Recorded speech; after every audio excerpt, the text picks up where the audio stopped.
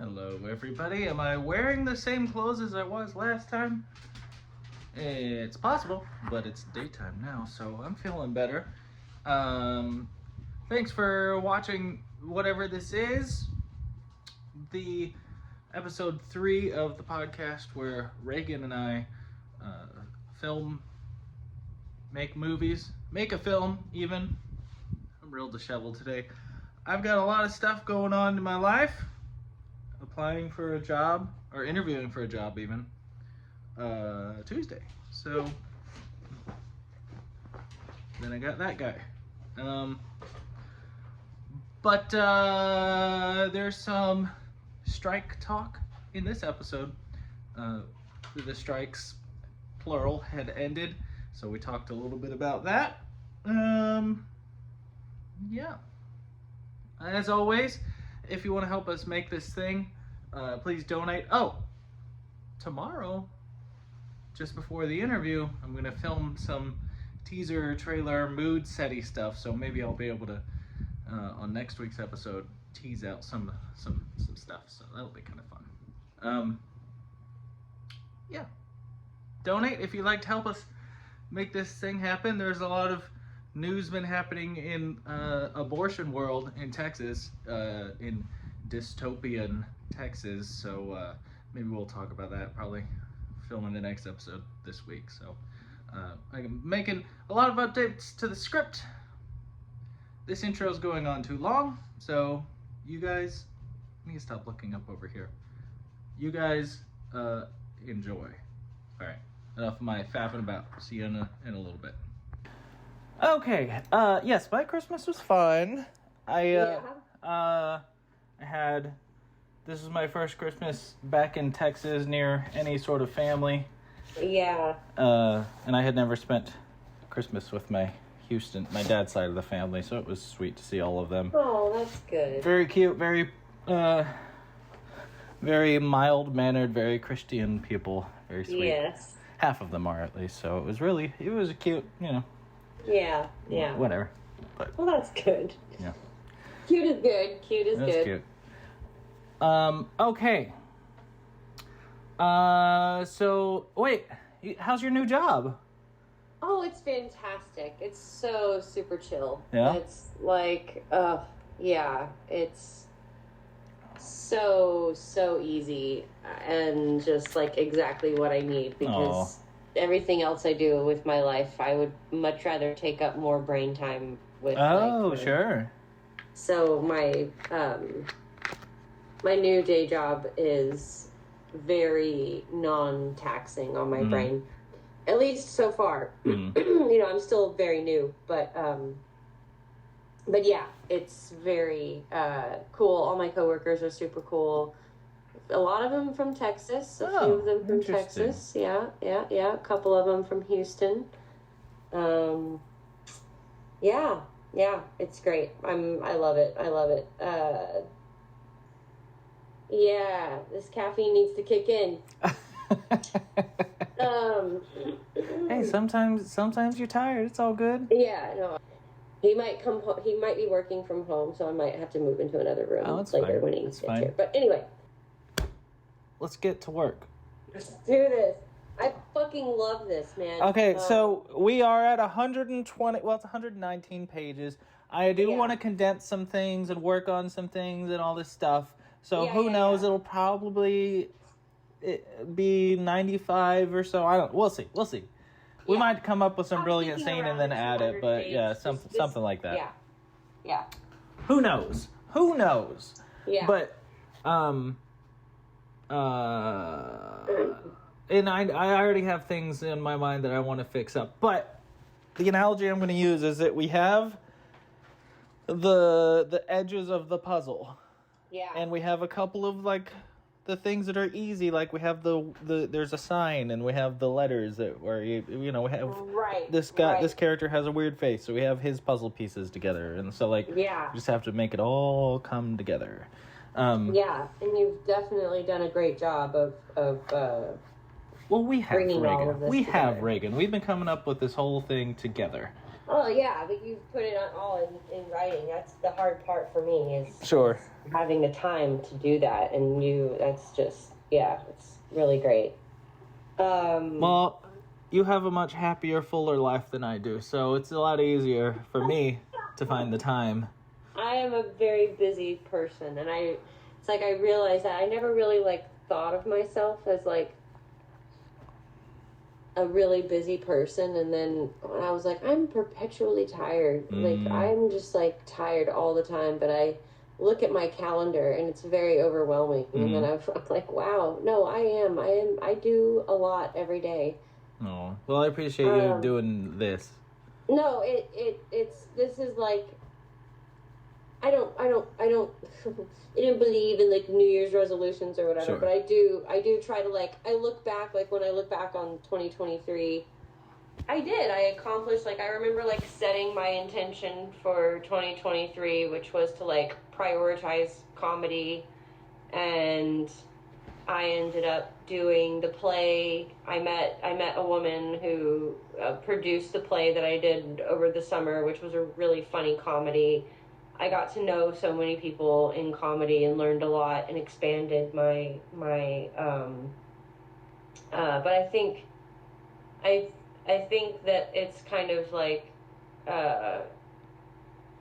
my intention for this next year. I feel like comedy, even though it's like, it's not really, I know it sounds weird to say it's like directly related to like what we're doing, but like it's just sort of me finding like my like avenue, like what I like, really like what I'm like doing, which is basically just like using my creativity to say the things that I want to say. Of course, yeah. Using my skills in that sort of way, and whether I'm like writing my like stand-up stuff or we're like doing this, like I feel like it all is like part of the same, like comes from the same place within myself. Well, and you know, the worst kept secret with casting is that comedians are fantastic actors so often.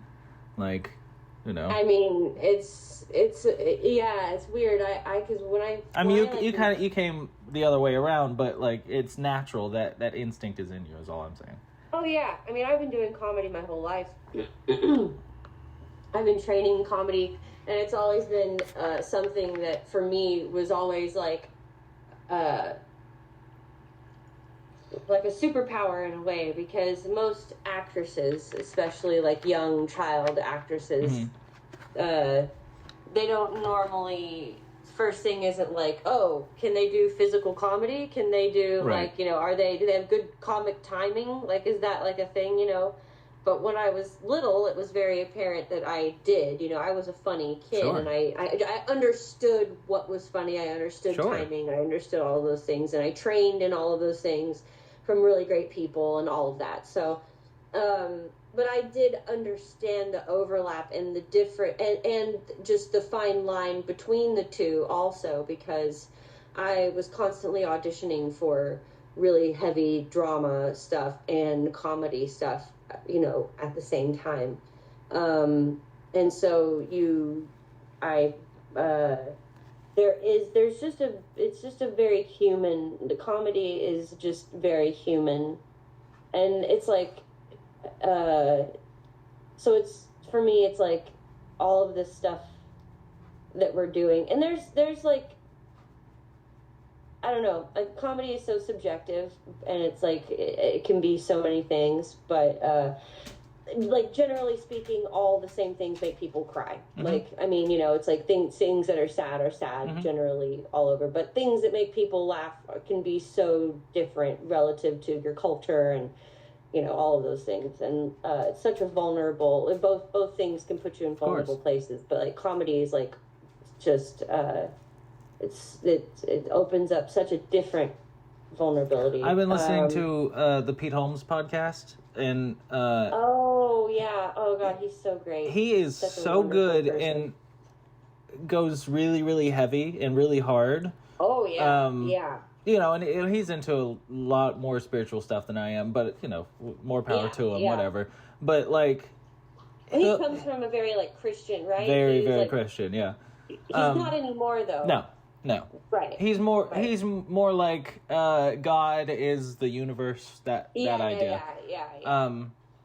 But like he'll get it really, really heavy and deep on that, and then immediately turn to like fart jokes or like do really loud impressions. Yes. Just do funny noises and crap. So, like, he's so goofy. But that those depths, especially when it's a good. I remember, speaking of patriarchy, and you know what? We always do this whenever we're trying to get into the script. We're like, well, speaking of the script, and then we never get to it. I'm so bad at sidebars. I'm so But bad. here's what I was gonna say. Speaking of patriarchy, and this is something I actually saw on a meme about this morning.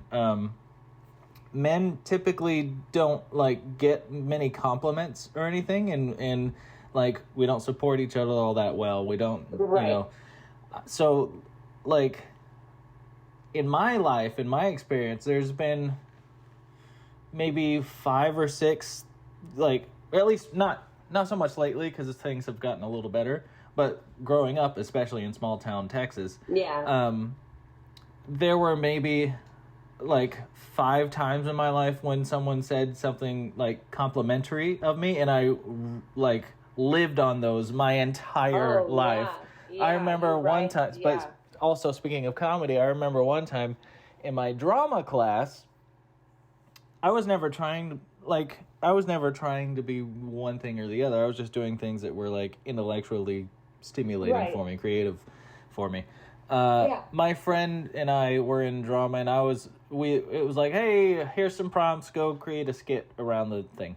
I had this a recurring bit or setup for characters, and I was like, well, it's boring if we come up, and all of my other, this is in high school, my other teenage peers, they're just doing, dumb things. It's not even really funny, but it's good energy, whatever. Right. What if we do a whole thing? The whole thing is just physical comedy. There's literally no dialogue. It's like Waiting for Godot. It's just 2 people sitting silently next to each other on a fishing boat and fishing. And that's the whole setup for every single skit that we do. And but the way that we're interacting, it becomes like meta. I remember this one joke where, it's just a visual gag, but where we can tell that there's like a really big fish really, really far out there. So I reel it back and I throw it around and then like we watch it disappear over the horizon, and then we hear it come back, and then it like went all the way around the world, just like a dumb visual gag. I remember ones where like there's a fish that's so heavy that like it's rocking the boat, so I like get out of the boat and step on the water and start pulling, That's great. Just dumb surreal stuff, but like but that's awesome. But like, creative stuff that my teenager brain and all the students were like, But it's so great to like, because that's what like comedy kind of forces you to do, is just kind of like expand your mind and like kind of. But what I remember is the teacher. This is one of the compliments that she gave me, and this is years. I had established a relationship with her for a few years at that point, but she was like, "Oh, so something happened. There was like a kid that was like not good at it." Or not good at it. That too. But his partner wasn't sick or something. Right. So she was like, well, why don't you just get Cam to be your scene partner? He's really good at improv. Like, he's really quick-witted. And I was like, oh, what? I am? Oh. You don't... Say what? Could you repeat the last And I lived on that for years. Oh, yeah. I was like, is that not... Do people say that about me? Because it was unprompted, and she was like talking in third person. I was like, Yeah. I just lived on that, but. Oh yeah, those things are so important. Those things are so important for young people growing up. I think, like Kylie yesterday, she's doing this volleyball camp right now, and today's the last day. But yesterday, she texted Eric and I in our group chat, and because the first day it wasn't so great for her, she said that she was messing up a whole bunch, and it was like, ugh. But then I took her to her regular practice with her team later that night, and she was like on fire. And I was like, oh my God. So then, like, yesterday was the camp, not her team practice. And she texted Eric and I afterwards, and she was just going nuts, telling us that the head coach of that place that she was at the camp for put her on the highest court 3 times and was telling her how great she was and how she coaches setters, and she was really talented, and she said she blocked a 6'1" girl. She blocked their hardest hitter. Like, she was just going off. But she was saying that the head coach, like, was complimenting her. And, you know, and I notice, you know, for her, she's 14, you know, like, she's at that age where hearing those compliments coming from other people, like, we can say all day, like, it only goes so far. Right, when of we're course. saying you're so talented, you're so good, you're this, you're that, you know. But when it comes from coaches, when it comes from teachers, like you're saying, like when it comes from other people besides your parents, like it means so much. And so, you know, I think that teachers, you know, there's all shapes and sizes and different kinds, and some people respond to certain types of teaching and mentoring and whatever. But I just think that like not tough teaching, but just like, you gotta tell kids when you do have to gas kids up, like you really do, especially in this day and time. But like, because kids have been through so much, like every age right now, every youth with the pandemic and everything, like no matter what age they were, like I think we have yet to really see just how impactful that period of time was for young people. I mean, adults too, obviously, but like young people being shaped as a person, like I just, that whole, and everywhere I know, but like for kids like her especially, who like everything was shut down here. Like I know a lot of places operated pretty normally. In LA, they're still masking on film sets and stuff. Like, yeah, people are still masking everywhere. My boss at the restaurant where I work now, at the golf course, she wears a mask every day. Like it's, you know, it's still pretty normal to see people wearing masks. It's weird. I mean, I don't think the CDC. I know they said they were going to officially declare it over. I don't think they ever did, though. I don't know. Yeah, they did. Did they? Did they officially like make the emergency pandemic? Oh yeah, that's what it was. Was over. But yeah. Anyway, we can get back to what we were talking about. Yeah. So, what I was just saying is that I think that this is turning into something that I really feel. I'm just really. I feel really, really like this story is. Have you heard about the woman in Ohio, Brittany Watts, who was on December 16th, like a lot of the stories started coming out about it a couple weeks ago, but she's a woman in Ohio who is being charged with,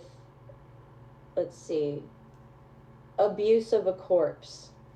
It's a felony charge. She's 33 years old. She was 22 weeks pregnant, and she started having like clots of blood. So she went to the hospital, and they told her that her water had broken early, and she was likely going to have to deliver this baby, and it was non-viable. So it was a fetus that was going to die. It's 22 weeks. And so but she was in the hospital for a while, but they had this whole like deliberation process where the ethics committee and stuff had to decide, you know, what they were going to do with her pregnancy. And it was taking a really long time, and she was in a lot of pain. and she was in and out of the hospital. They'd send her home, and then she'd come back, and then they'd send her home, and then she'd come back, and she ended up taking herself home. The articles that I read say against, some of them say against medical advice or whatever. She went home, ended up miscarrying over the toilet, and flushed the toilet, plunged the toilet, and ended up calling the police. Somehow, I don't know how, the police ended up taking the toilet. This is all so insane. But because she plunged the toilet, she is being charged with abuse of a corpse. This is a fetus that she miscarried, that was not going to live. This is a I'm black trying to woman. figure out what the point of that is. Yeah, the prosecutor is being urged to drop the case. Okay. But they're saying they don't have the power to do that. It's all like, this is literally happening like right now. But like what it came out. I don't, it was miscarried. That's a natural, Right. Like what? Right. What's the Abuse of a corpse. But what's They're the calling point that a that they're corpse. what? It's a fetus. Oh, It's a yeah, miscarriage. obviously, but Right. I just don't know what their end game, like, what? That's Right. bizarre. Like, but Yeah. that's what I'm saying. Like, Yeah. And then I was reading our script, like, there's no logic to it, is obviously. right. It's literally to prove it's like to send a message. But it's not even a message, because, like, anybody that listens to that is going to be like, but, like, what? Okay, so, like, she miscarries at a hospital. Are you going to Right, charge that's the not- doctors for, like, what is this? What does any of that mean? And the doctors who can't do anything, like a normal Right. thing would be you go to the hospital, they say, oh, you're miscarrying, and the woman can say, oh, well, let's go ahead and have Right. that abortion. Right. And then they go, great, we'll Right. assist you with that. And they do it, and it's done. Well, And- because, I mean, since the last draft, famously, there's the, what's her name in Texas, that Greg Abbott stepped in and ruined that whole thing. And, Right. of course, the Republicans aren't actually talking about that because it's really, really bad PR, because even the Republicans, like, the voters are like, nobody really wants this unless you're like a hardcore, like, you know, I don't know, man. A like religious zealot, Speaker of the House, you have Mike to be. Johnson and like all these guys, like Yeah. he's like a hardcore, you know. But the thing is, now they're all downplaying it because they've realized what a shitstorm they've Right. entered, Right. because abortion is a winning issue. And When Greg you put it Abbott on knows any more than the ballot- doctor. So you're literally having the governor, the government stepping in private medical care. Like, come on, y'all. This is the whole "don't tread on me" party. Come on, y'all. Right, but not if you're a woman. No, well, yeah, of course.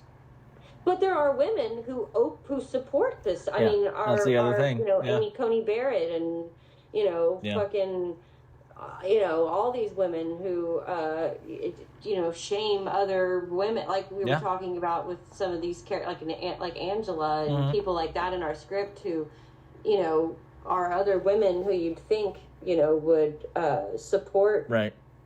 but they just feed the machine. Mm-hmm. And it's like And it's so easy just to go to not do that too. Like, you have to actively, like, go Right, it's against harder logic to- and like.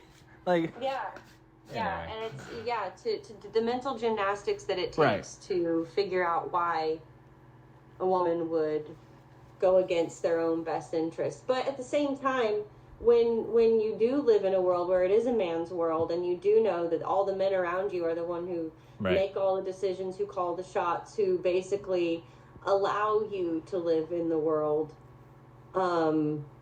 you do think differently, Right. and when you are trying to make sure that you are on the good side of someone who you don't want to be on their bad side, Mm-hmm. it does change the way you react and act, So yeah, as far as just how relevant, right? Unfortunately, it keeps staying relevant, and it's not going anywhere. At least until the boomers die. Right. Okay, yeah. So give me your notes. We're at 120 pages. We left off at like page 90 or something. Yeah, I loved the last line. It's like there's like, I don't know what that means. I was like, that would be great if that was just the end of the movie. The end. I don't even.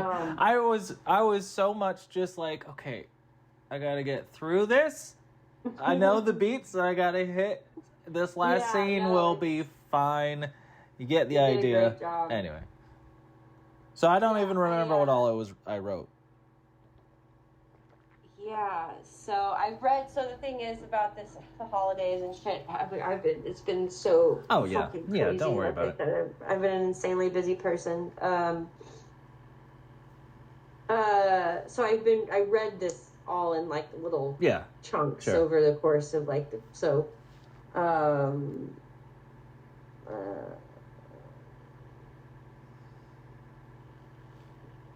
I just like finished the last few pages like last night.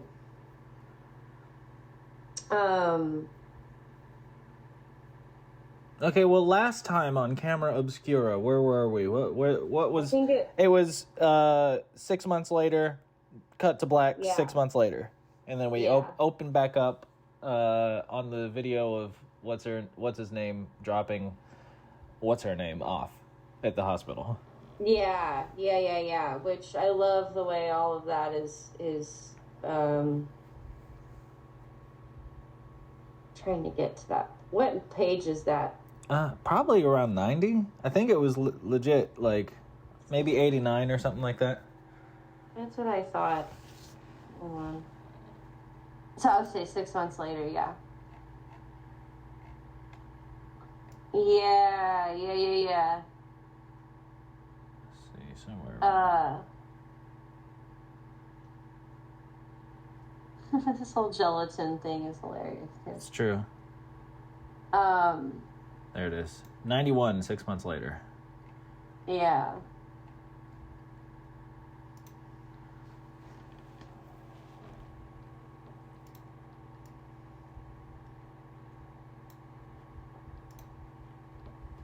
Yeah, I mean, it's all really good.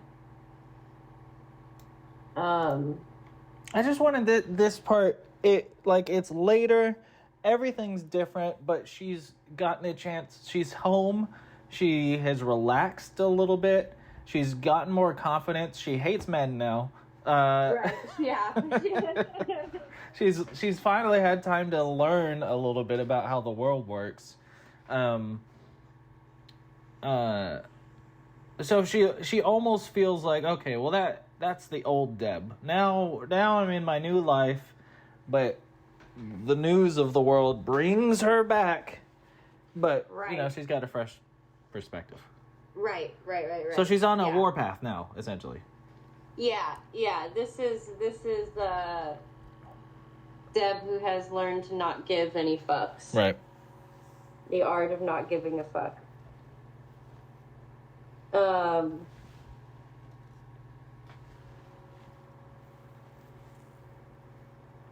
Let's see.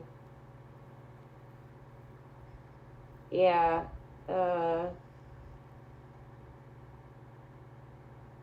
Yeah, the dad on the news. Jesus. Yeah. That's like. That was your idea. Yeah. That hurts though, yeah. It's good. I mean, it's such a,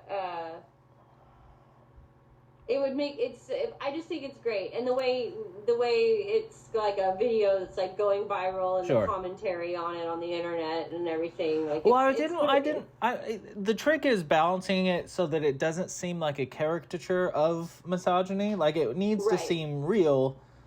So the reason he's doing it is for his own ego. It's not because he actually believes this or anything. He just wants to look good for the cameras. And in that... Yeah. It's all about his reputation. Yeah. I don't know what other people think of him and Right. how he's, yeah. Um, So I don't know who we're gonna get to play Sherry, but like, I know. I was just thinking about Sherry. because I want to see that. I want to, like, because she's gonna be standing behind him, and then he hits her with that. He drops that bomb. Yeah. That performance of with her in the Yeah. background is gonna be. Yeah. You know what's funny about this is, I didn't intentionally have so much about cameras and the way we're presenting ourselves in front of other people and the camera obscura of it all. Yeah. But because it's written in modern day, there's so much of that it just creeps into the script, you know? So people are filming things on their cell phones. The news is doing this. There's home videos, you know, and the live streams. Like, there's so much of it, and all of it is just how, you know, it goes into how much of a front we're putting on, which is what misogyny and patriarchy all is. But it's all just like, we're doing this because it makes us look tough, or it's like just, right, yeah. It's about how it's presented. It's all about presentation and like. There's no real connection there or real empathy. It's just like it's all ego based because I got to look this way, I got to act this way. Yep. No matter the cost. Right.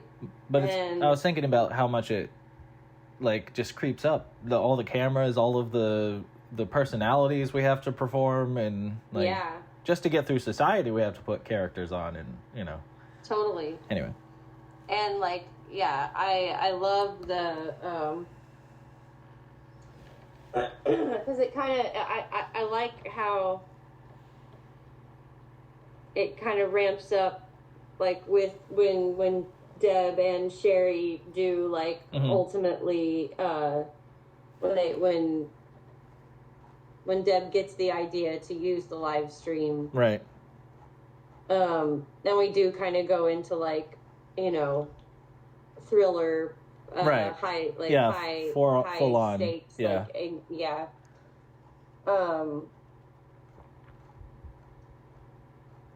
and yeah, I loved Sherry just showing up to talk to Deb. That was great. It was surreal. While I was writing it, I was like, "Oh, if this was a TV show, that'd be a great like cut to credits, you know, totally. Or like at least cut to commercial." I was thinking that too. That this would be a great TV show. We started the new season of Fargo last night. Is it out yet? I didn't know it was out. Oh, the one with John Hamm. Yeah. I was thinking of True Detective. Yeah. I can't wait to see that. Yeah. It's really good. And it was just, and that's a true story. You know, Fargo always does the true stories. And it took place in 2019. And it's, you know, a lead female. We just did the first episode, so I haven't seen, but it just gave a teaser of John Hamm. He was barely in the first episode. And it looks really weird what he's doing. So I don't know, but it made me think about this and how this could totally be a series. Right. Well, it's a movie for now. Yeah. Maybe it'll get reinvented one day, but right now we're gonna make a movie. No, for now I think that the easiest thing for us to do would be to make this and to do it as a film. But it's so Sherry opens up. That scene is one of those that kind of got away from me because the characters just kept talking and opening up and like relating and it can be all the dialogue and all that could be like it's just we can streamline it. Yeah it's one of those things where it's all great stuff. It's just like it could maybe be condensed a little bit more so it's not so just so much. Well, and also at the time it's like you don't like people's actual dialogue when they're having conversations, just like with us, it's all over the place. Exactly. And it takes a long time for people, but you know it's a movie, so you gotta find the happy medium. Right. Yeah, exactly. Oh, and also, like, you know, when there's, like, profound things you can say, we can come up with clever lines of dialogue or clever Yeah, and a lot of little that moments. kind of stuff also just has to do with who you get to play. For sure. Those roles too. Because if we were shooting that, you know, there could be, some scenes like that can kind of ebb and flow with, you know, right. Depending on how everything is actually going to go in that moment. Hey Reagan, how's that caffeine coming? It's going. It's going. It's on slow drip. Yeah, I think I probably actually need to make myself an espresso. If you wouldn't mind, if I'm no, go for it. I mean, you're doing fine. It just felt like you're having a little. I do feel like it's about time for me to. This weather, I swear, it's so cloudy and like kind of rainy and like, and it makes me just so like tired. Like it's hard for me to get going for the day. Go for it. But I it. am going to make an espresso if you Go don't for mind. it. Yeah. It'll take 2 seconds. I'll put in I'll do a commercial break. Right after these messages. The espresso messages. I'm going to get a light for my face. I mean, really. Actually, maybe I don't know where it is. Where are my lights? Is there one in here?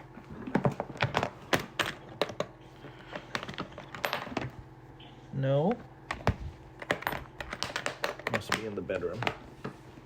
Watch out, kitty. Thank you.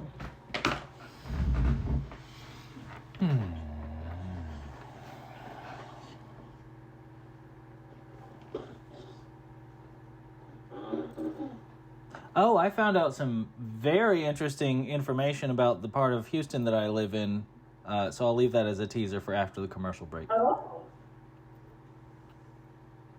This is exciting. It's depressing is what it is, once you find out what it is. That's not good. We could make a whole other movie based on this thing.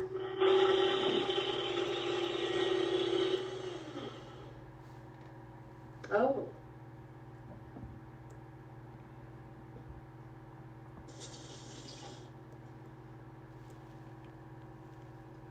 It's mean.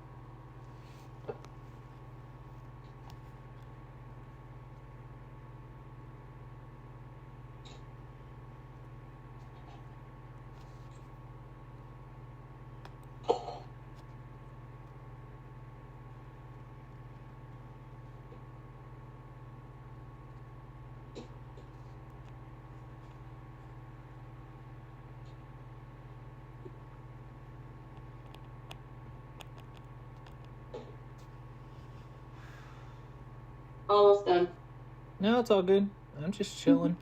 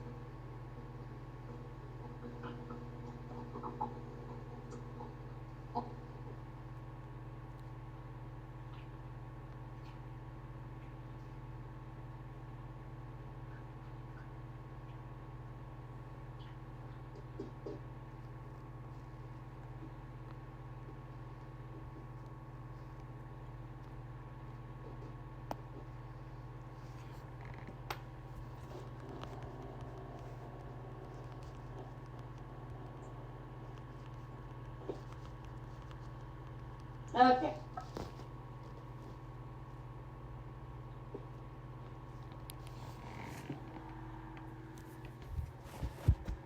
Okay.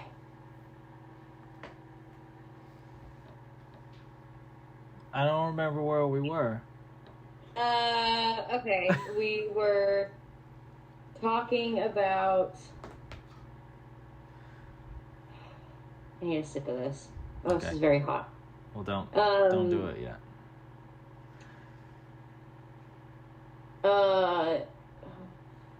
Okay, well, you said something about some place in Houston. Oh boy. So I've been listening. So Spotify. Okay. Yeah. All of the qualifiers. Spotify, which is a streaming service. Yeah. And streaming services became popular, but okay, no, I'm gonna skip all that. They recently just announced or added something like 900,000 audiobooks to their platform. Oh. Like, so you don't have to have an Audible subscription. If you have Spotify, you have access to to them. So I've been listening to. I can't usually stand normal audiobooks where it's just one person's voice the whole time. But there's full cast audiobooks, which is great. World War Z is the famous one. I haven't listened to that, but Okay. I don't really read a lot of fiction anyway. But Yeah. I've been listening to Malcolm Gladwell. Not to sound like the hipster that is always quoting Malcolm Gladwell, and I'm not going to, but his audiobooks are like podcasts, like because they're reality based, and statistics and all this stuff. He uses audio clips from the things he's talking about, or he'll go out and interview people, and there's like music and sound effects and all this stuff. So it just sounds like a podcast. Anyway, the first one he did this was for his book Talking to Strangers, and it starts out. The book is about why is it so hard for humans to realize when other humans are lying. Like, why do we default to truth despite all of the overwhelming evidence so often in front of us? Like, how do we, why are we so bad at connecting to, all this kind of stuff? Anyway, the whole book is bookended by the story of Sandra Bland. Do you remember her? The military. She was the African American lady who was pulled over for like broken tail light, something like that. Yeah. Wound up in jail and died in jail 3 days later. She was one of the first stories that like really pushed forward the BLM movement. Yes. Back in 2015. Turns out. That's right. And I knew the story, but it was also, along with the Ferguson and, all the things, it was in that so I wasn't really paying attention to the geography of it. Turns out that happened right around the corner from, like, the jail that she died in was in Waller County. It was the Waller County Jail. Okay. She was in Prairie View. I don't know if she was 23, so I don't think she was going to the college. But Prairie View is like, if I go to the farmer's market, it's the Prairie View farmer's market right around the corner. I had no idea, and it makes total sense. And a lot of this movie, the geography at least, in my mind, is based around this town where the police department is literally next door to a family medicine, and on the other side there's a church, and across the street is City Hall, and like it's all right. Exactly what you would expect. So I guess it didn't happen in Waller itself. It was Waller County. That happened in Prairie View, which is the next town over. Right. It's still close enough. Crazy to think that this. And I remember the story and, the tragedy of it all. Definitely. But I remember it now, yeah. It turns out it was right around the corner, and that's horrifying. And not surprising. Yeah. Waller is like 50% African American. Like, it's a pretty diverse place, and Prairie View, similar. So, yeah. But I don't know what to make of that, but it makes sense that I've crafted this whole story for the town, like, next door to where that happened. Right. In the same county. Yeah, so I don't know that we'll be able to film here. Yeah. Well, that's what I was going to say. It's going to be interesting when it comes to, like, our location for this. I was also going to say, one of Eric's clients, one of his biggest clients, is this nonprofit organization called Film Independent. And basically what they do is, this is just something I want to look more into, and it could be a big help to us. I get a huge discount on it's like an annual membership that you have to, like, this nonprofit. And basically what they do is they sort of, like, they help independent filmmakers get grants. That they wouldn't normally be able to get if they weren't a nonprofit organization. They do all the work that you'd have to do to become a nonprofit organization to get grants and stuff. They sort of just aid and hold your hand and help you through, like, the process of producing, and their big thing is fiscal, like, help when it comes to, like, that's nice. Yeah. So yeah, they're called Film Independent. Eric is like he's their IT guy, basically. And it just kind of, like, I don't know, I need to look more into it, but something like that sounded like, if, of course, because I do get such a great discount on a membership, I might do that. I might, find out really what they could possibly help us with. And because my friend Luke Eberl, who he's one of the just most incredible filmmakers I know. He's been shooting a film in Portugal for like a decade now. It's truly the hugest undertaking I've ever heard of any filmmaker, besides like Linklater doing Boyhood over the course of time that he did that. But this is going to be one of the most epic films I think that's like ever been made or ever been like. He's been using, real people in Portugal, real, not necessarily actors. There's also actors, like pretty famous actors, that some of it takes place here in LA, a lot of it takes place in Portugal. So there's sort of this, like, it's a very epic tale. Very hush-hush. I probably shouldn't even be talking about it. But we can cut this out. Sure. But Luke... they have been, he and his partner, Edgar, they have been all entirely funding their film from money from the Portuguese government. Really? And, yeah, because Portugal has a huge funding, like, if you are bringing money to the, the country, they are very supportive of that. Interesting. And, like, so, all of the actors that they're hiring in their film, like it has a huge percentage of your film has to be shot in Portugal, Sure. obviously. Sure. And most of theirs is like 80% of it. Sure. So yeah, there. And Luke was just telling me, like, you know, he's now a dual citizen of Portugal and the United States. But he was just telling me that really he's decided the way to go when it comes to making movies is just getting government grants, whether it's in Portugal or anywhere. And if you know the right things to you know have to and this nonprofit organization, you know, they pretty much that's like what they do is so it would be worth, I think, for sure, you know, checking on, and I'll continue to do that. But yeah, for sure. I mean, the thing that's nice about this is it's mostly just people talking.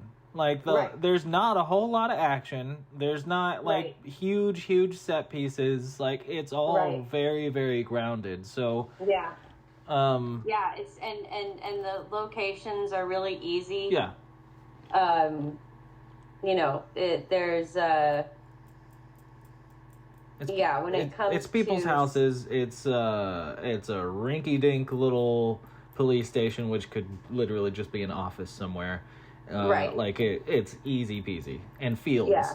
Lots of fields. That's something else that I wanted to add a little bit more, and this is just more atmospheric stuff, is add a little bit more Texas grit to it. Yeah. Like, make it a little bit more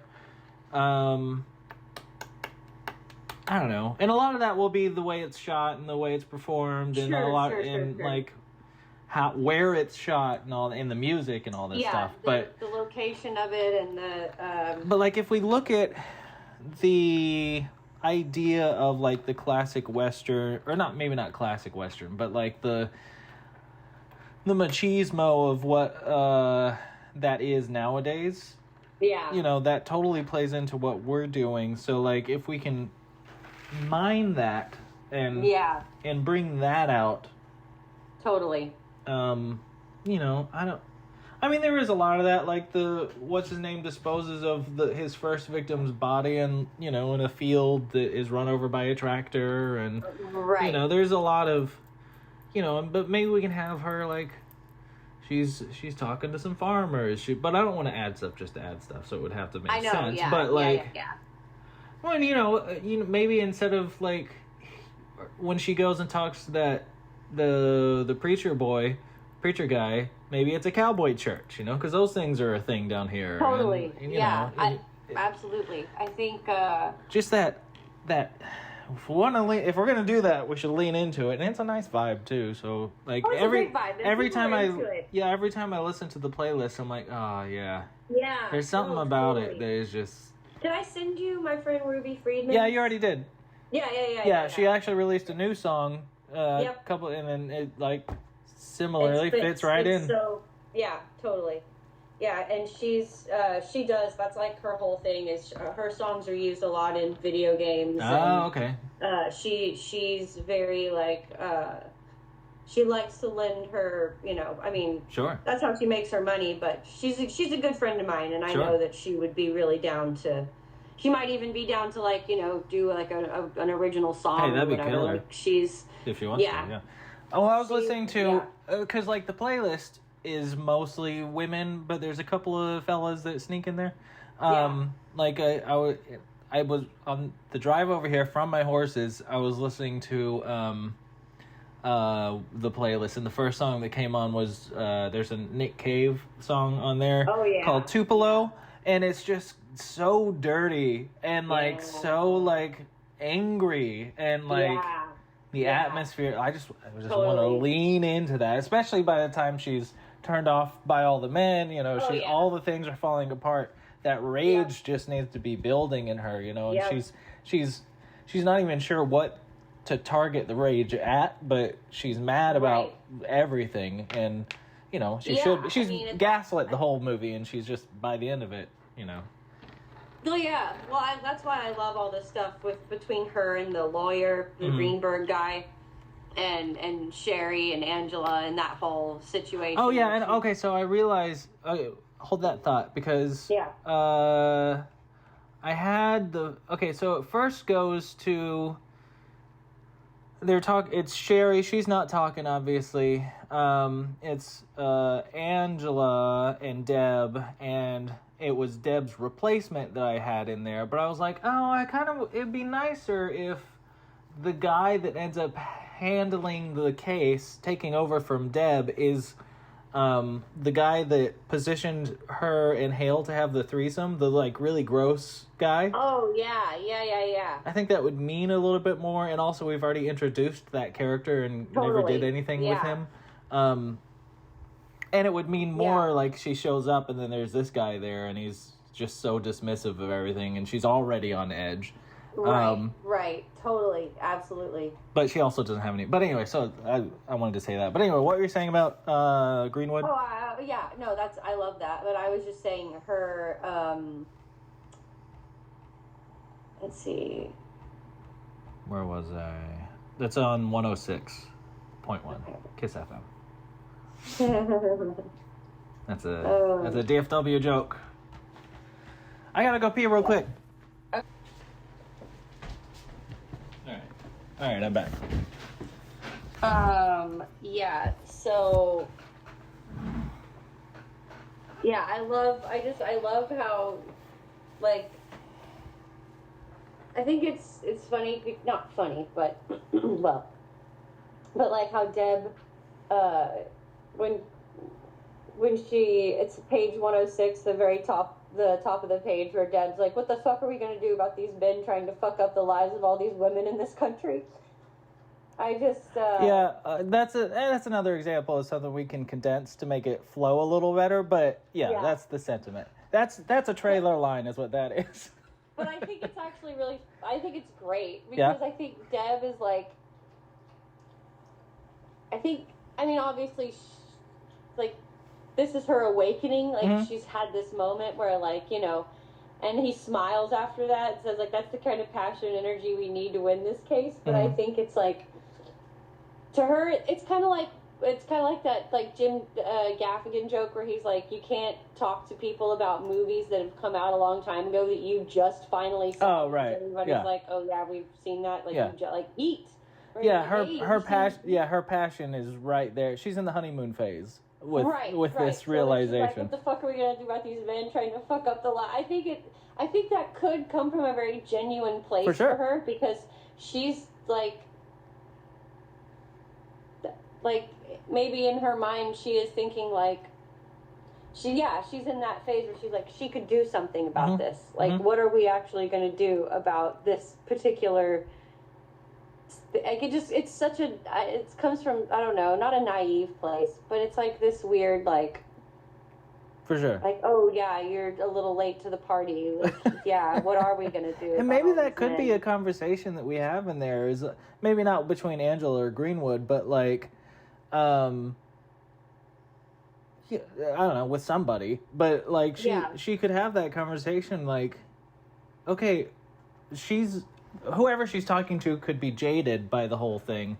She's like, hey, we need that passion. Yeah, sure. Yeah, you're right. Yeah, sure. That's great. But, keep it up. Yeah, I mean, that's, you know, I've kind of been there. I mean, I think when it finally clicks with you, everybody kind of goes through that moment as a woman where you're like, yeah, wait, what the fuck? Like, okay, so this is a thing. Fuck, what are we gonna do? You know? And because especially in like our generation, like, at least a lot of women my age. I mean, we grew up. The early 2000s were so horrible to young girls and women, and men were. I mean, it wasn't like the 50s or anything, but it was this. Well, it was a different thing, yeah. Yeah, it was a totally different.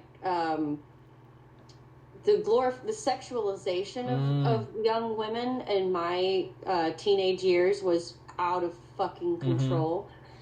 But we didn't see it as that when we were young. Like, Like, there's a difference between being a women's liberation and allowing women to be whatever they want to be and as sexualized as they want to be. Right. And, you know, if that's what they, you know what I mean? Like, of course. But the pushing of pleasing men and being sexy for, particularly for men's, you know, approval and all that stuff, like, that was such a huge thing.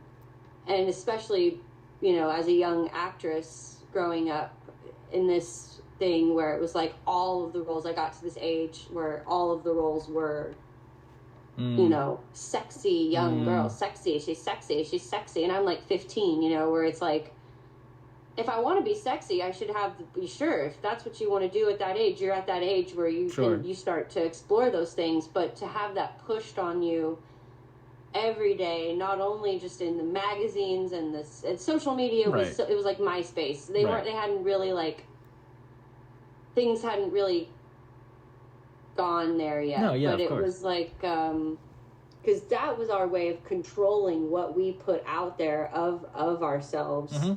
Woo. Capitalism had really yet to, like, and just the monster of that whole thing had yet to really, like, take hold of MySpace and those, like, areas yet. But yeah, my point is that I have been in this place where it's like you feel like you don't know what to call it and you don't know what it is. It feels horrible when all the guys around you are talking, like, I mean, just so openly.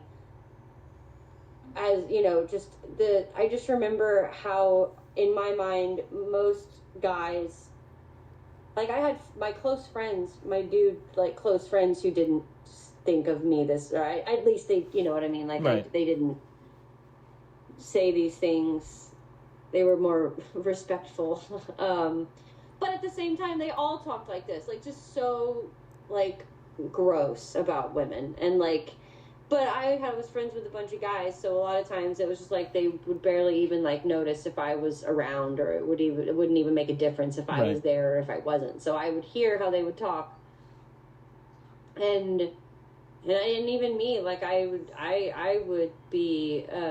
It's that, I think Kylie's generation calls them pick-me girls, where you don't necessarily. I never thought of myself as this girl, but, like, the girl that's always like, I'm one of the guys. I don't like other girls. I can't get along with other girls. Like, other girls, just, like, I don't have anything in common with other girls. I'm one of the guys. Apparently, that's, like, a thing. That's a genre of people now? Yeah. I mean, it always has been, but it has a name now? It's a pick-me girl, where they want the guy to pick me, like, I'm the cool one.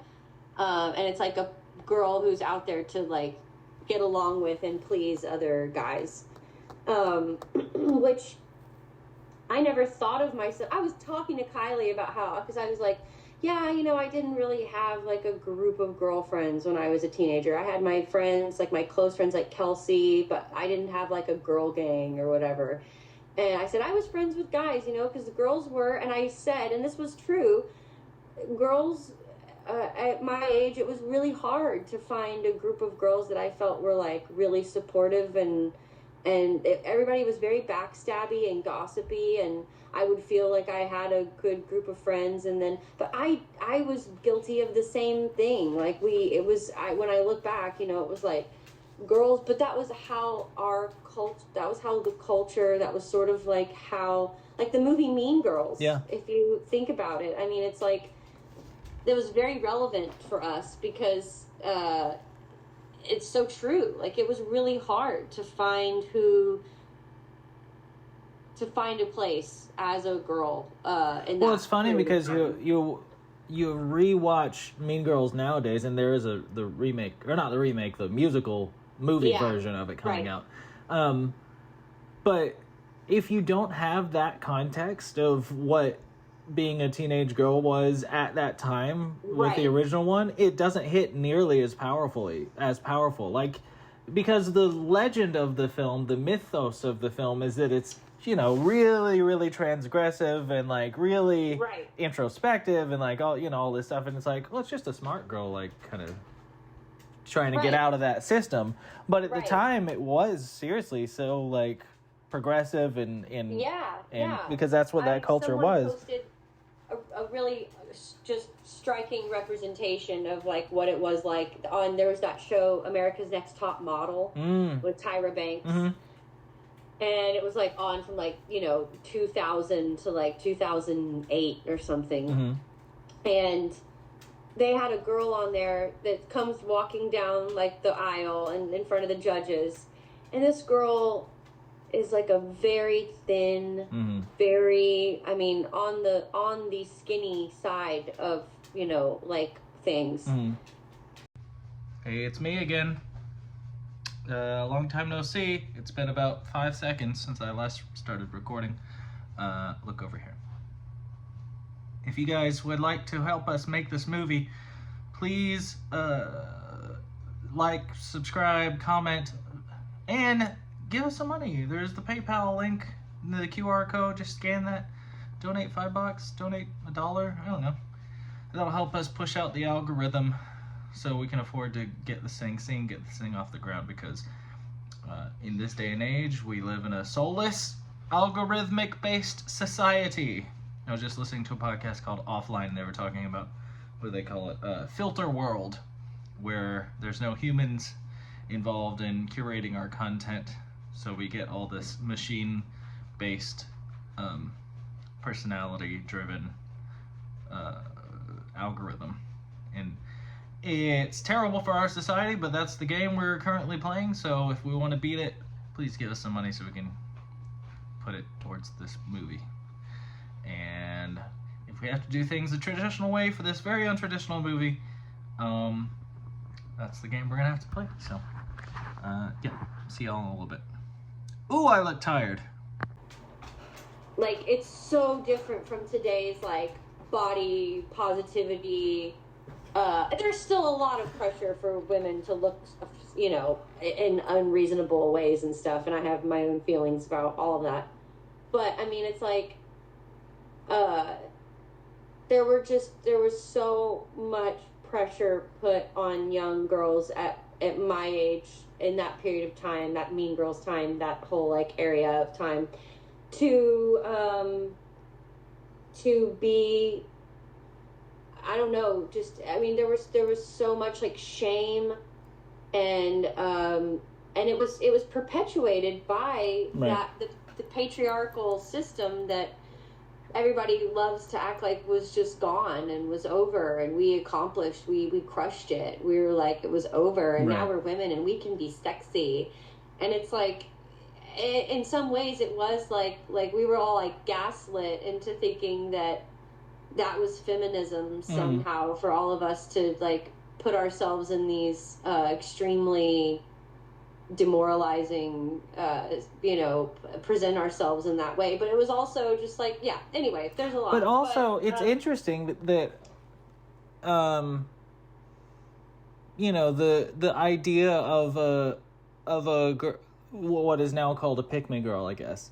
But like back in the day, especially, it's like, why would a young woman want to be part of that? Like, if the default is men, then of course they'd want to gravitate towards that, because it was so, I had so many, that was so confusing for me as a teenager. Was like, I wanted to champion other women and I wanted to like get behind, but at the same time, if you did, it felt like I would be shunned by men and by the ones who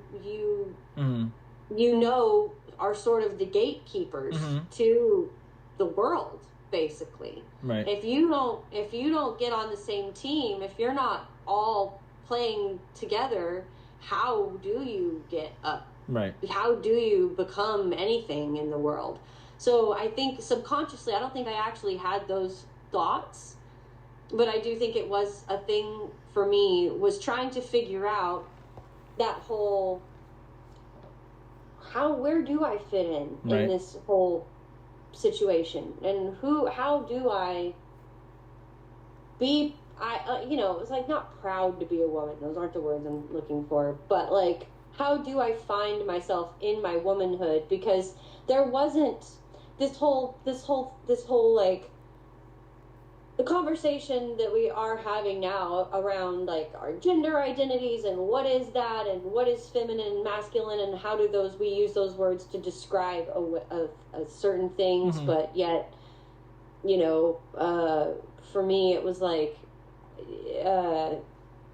you know, when we do talk about, you know, women's rights and where transgender rights and all of those things and all, you know, it's like how everybody shares this sort of patriarchal, we're all, anybody who, the words we use have to use to describe things now are just so, it is, I don't want to be, I'm not one of those people that's like, no, yeah. it's hard to talk about with all these words, but it is, it's like choosing your words and trying to. Well, and also growing up, we didn't have the vocabulary, unless you were like reading dissertations and like, you know, really like going to the library and hitting the books. This was not common vernacular. This was not like even talking about patriarchy or misogyny and stuff. This and for at a teenage. There wasn't non-binary. Right. There wasn't, and that's the other thing is I remember the things we used to make fun of, and the words we used to use, you know, are actually now, you know, we look back and we're like, oh yeah, that probably wasn't. That's really terrible. That like we used to say things like that. So it's of course like now there are people who are like, yeah, like I was, you know, dying inside the whole time while all of my friends were like saying these things, and it's like, but we do have better understanding now, but it's still messy. We're still trying to figure it out, and that's what like growing and learning is, and you know, evolving as a society and stuff. You know, it's like these are strange times because we are all trying to figure out a better way, I think, to exist. At least I do still believe that the majority of people are good. Yeah. And I know that's like really hard to see. It's hard to see if you're online a whole bunch. Yeah. But I think even if you are online a whole bunch, there's places and there's ways for you to, I think just the loudest people out there and the ones, there's a toxic, there's a lot of toxic ways to be online, and there's a lot of toxic people. There's a lot of people that behave in toxic ways online, and I think that I've been trying to write jokes about this is how everything does kind of like blend, just this crossover stuff. But like in my writing comedy, I've been trying to like find jokes about like my online, because I play a lot of Call of Duty, which is an extremely toxic community, online community. And it has been since the beginning of time. And I put myself... It was established as that before we had the language to describe what that was. Right. And I right before we got on this thing, I was trying to write jokes. Like, sometimes my jokes just start out as me, like, writing paragraphs of just, like, explaining things and then, like, figuring out what's weird or funny or hard or embarrassing about it. But, like...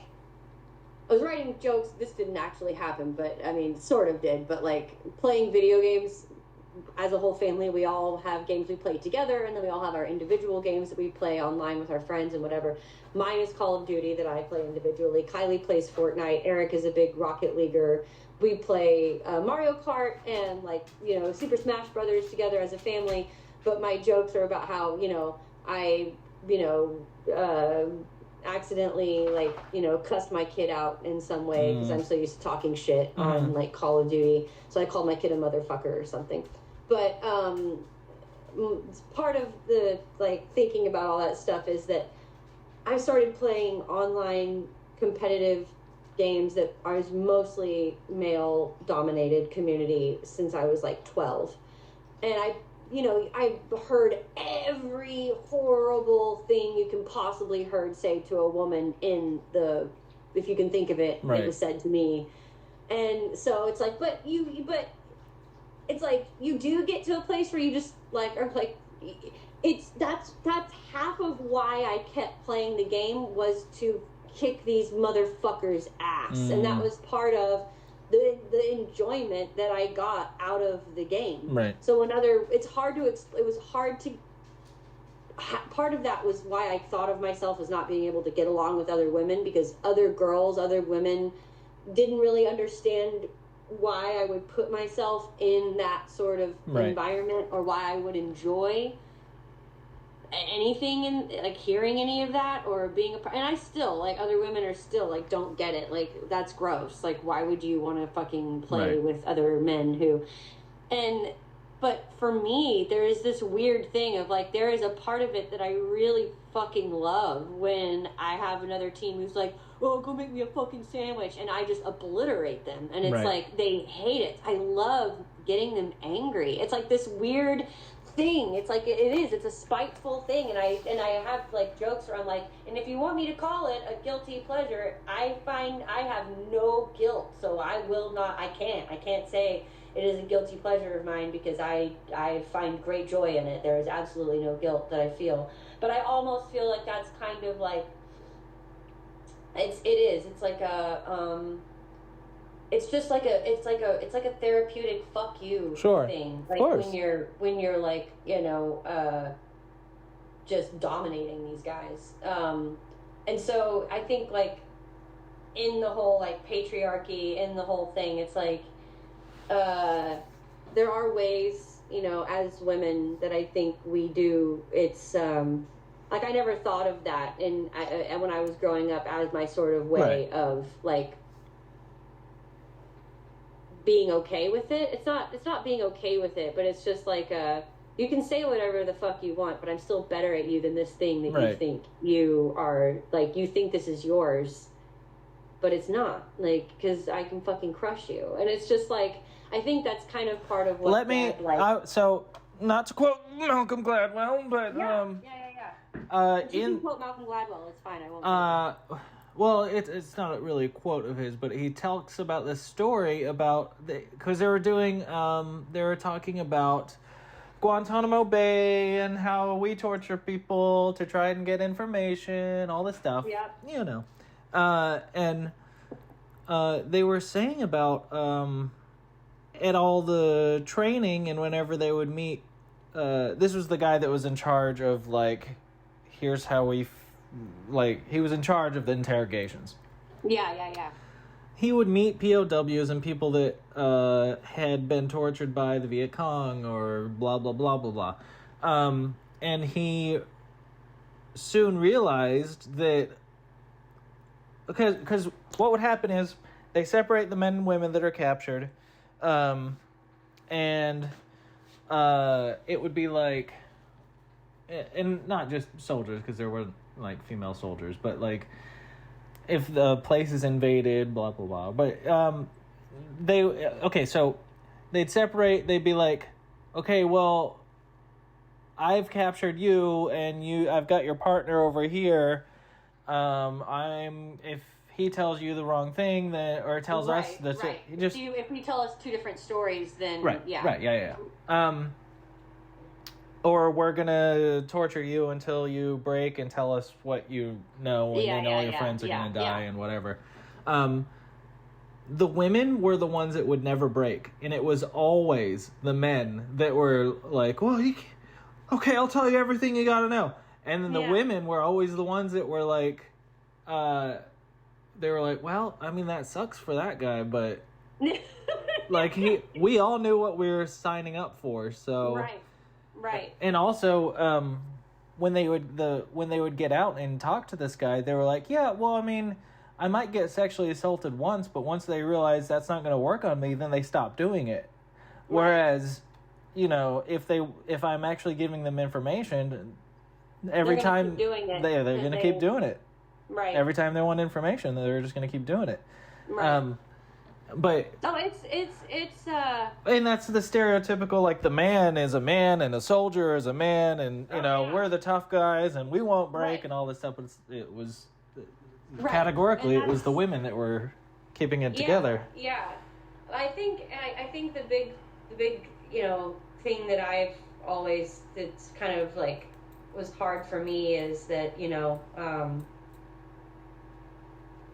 if you think about, because there are things that we call feminine and there are things that we call masculine, and it's like, those are words that we now use to describe things that are like pink and frilly and Right. pretty and shiny and beautiful, and then, you know, gritty and tough, Right, and, whatever that you know, means. or masculine, you know. And if we didn't have those words to describe how we present ourselves, or, you know, Right. then we wouldn't have the language to really describe who we are. And I think that, you know,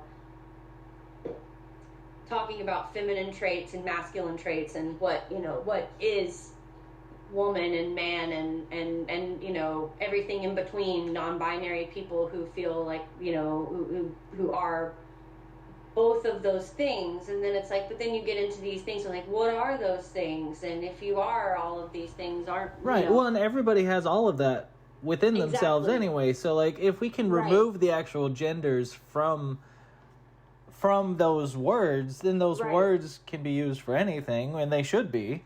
Like, right. you can describe something inanimate as being feminine, or not feminine, Right. but Well, yeah, I mean, feminine or masculine, I guess. Yeah. But I don't know. It doesn't have to be gendered.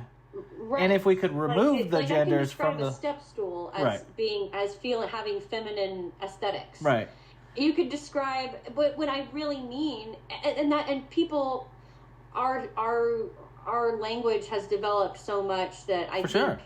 a lot of people in a creative world can understand what that means. Right. And I think that's what's so interesting about just having conversations like this and dialogue, like, you know, because I think that the farther we go in society, and the more like, you know, like all of Kylie's middle school, there was like all the girls and a lot of the boys, all of them in between. You know, you could say people like my mom and people that are on like the right side of things will say like, oh, it's such a trend. Oh, now. yeah, sure. It's trendy for kids to be gay or transgender or non-binary, or to just be queer, or to Right. question, or to whatever in any way. Not to mention, they were saying that whenever we were young, too. But anyway. Right. But when we were young, you know, it was, you know, kids are still cruel. Kids Right. are still, nothing's changed in that respect. Kids are still really fucking awful. But there have been changes in just the way, just how kids at a younger age have grown up Mhm. with a more accepting, more of it being more in the conversation, Of and course. more in people's language, and more in people's lives. And, you know, so it's like, I think that there is some truth to it being a trend. Like, I do think that it did become maybe so more common for kids, that it was sort of a way for kids to fit into groups by saying like, yeah, Sure. I'm gay too. Sure. And maybe they're not, but maybe they are, but maybe that's okay, and maybe totally normal for human beings to just, They got to figure it out as, you know, we're social and they people. have to be able to, and that's what I was, you know, what I think is sort of, we're on the path. I know not in every area, but at least in areas like LA and, you know, places that are a little more liberal, and that's in the sense of just allowing people to have comfort and space to be able to like be like, in the beginning of Kylie's school year in 6th grade, everybody had to turn in their pronouns and what they wanted to be called, you know, and that was the first time I had ever heard of that happening. So, you know, that was 6th grade, and I was like, oh, that's, you know, new. And Kylie was like, yeah, you know, everybody, the teacher wants to make sure she gets everybody's pronouns right. And, you know, it was like, okay, you know, a friend of another mom at her school was saying that her friend she had a friend from Flower Mound, Texas, whose son was 17, and they were a transgender male, but they were getting death threats in their high school now because they were going through transition, and they were moving here to LA because they were scared for their son's life, and they knew that here, you know, of course, you're going to deal with bullies, you're going to deal with people no matter what, even if you're not transgender, even if you're not, of course. Kids are just fucking awful to each other in a lot of ways, because, you know, to be honest, there are just a lot of shitty adults out there who put out shitty kids. And that's just the way that it is. But yeah, so it's like, I feel like it's such a, like, women and our what the patriarchy, I guess, is just, it's such a overarching, it's like, it is the suppressor of everything that isn't right what that is. Yeah. And that can be, cisgendered women, or anything else. It's like, right. It's so, it's, when we're talking about it's like a, and then you're talking about, there's the racial aspect of everything that comes into play too, where, Brittany Watts in Ohio is a black woman, a 33-year-old black woman who is now being charged with a felony. And it's like, of course she is. And there's the woman in I think Katie Cox, or I think is her name, in the state of Texas, who, won her lawsuit, and then the court came back and said, whoops, no, just kidding. So she's had to travel to Colorado now to have her abortion. Right. But it's, she's a white woman. Her story was the one that got all the press and everything. But then, there's also these other stories that are in other states that are not getting as much media coverage. Because and I'm sure there's thousands that are getting zero. It's just something they have to deal with. Right. So, with all that being said,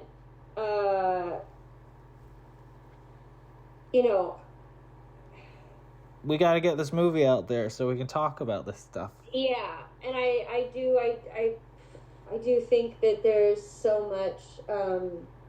It makes you. I can understand the impulse. Like, so this last scene, we have them like getting ready to go on the news or something to talk about. The case that they've been involved. In, and her getting rescued and all this stuff.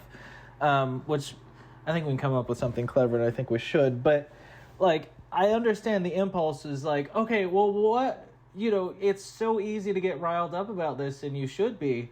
It's so easy to then cut to, okay, she's sitting in the interview chair, and then she just monologues straight to the camera to, like, about all of this. Yeah. But man, that would just be tacky filmmaking. We could do it diplomatically and we could do it smart, but what I think this script has managed to do is it doesn't. There aren't any. It's not preachy. Well, there's just maybe it's preachy. Is, I don't know. It is very like people just having conversations, right? But at least we aren't doing any like narration. Yeah. Like that's one thing that it works a lot, but I do think it's like For it sure. can go into that like that's lazy mode. Right. But we don't. But I haven't felt any like cheesemo moments or any like corniness or anything like that, which I think you in the writing have done a really good job. Well, for something that is very pointed, and there is obviously points that we're making, and we have our perspective, and like that's the tricky part, is that you want to say these big things, but you also. Well, for one, I also just know that if you monologue at people like that, it's just going to turn them off. Like, it's just not going to work. And also, her journey is from one side of the story to the other. So, like, I mean, I don't know. Like, I think we've done a really great job at showing, like, we've given Deb a really deep backstory.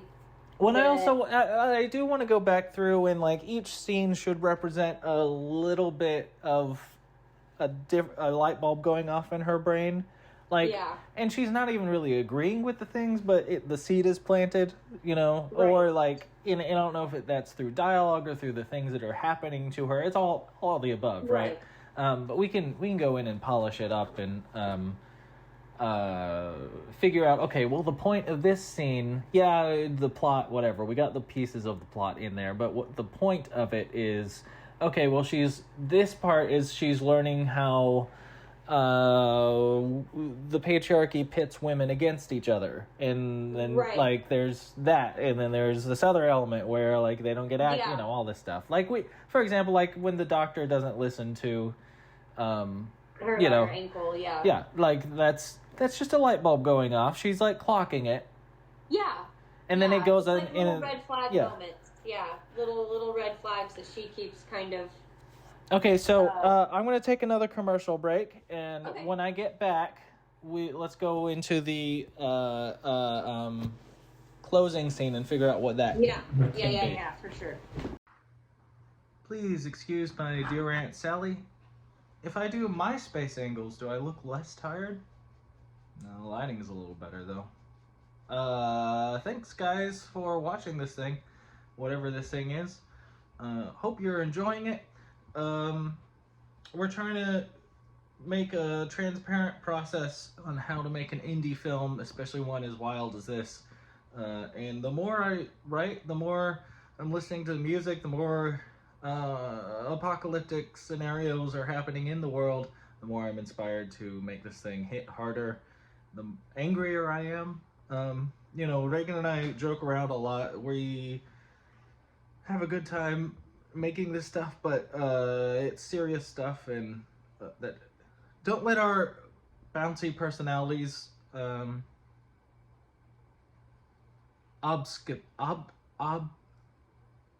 confuse the fact that we take this thing seriously. So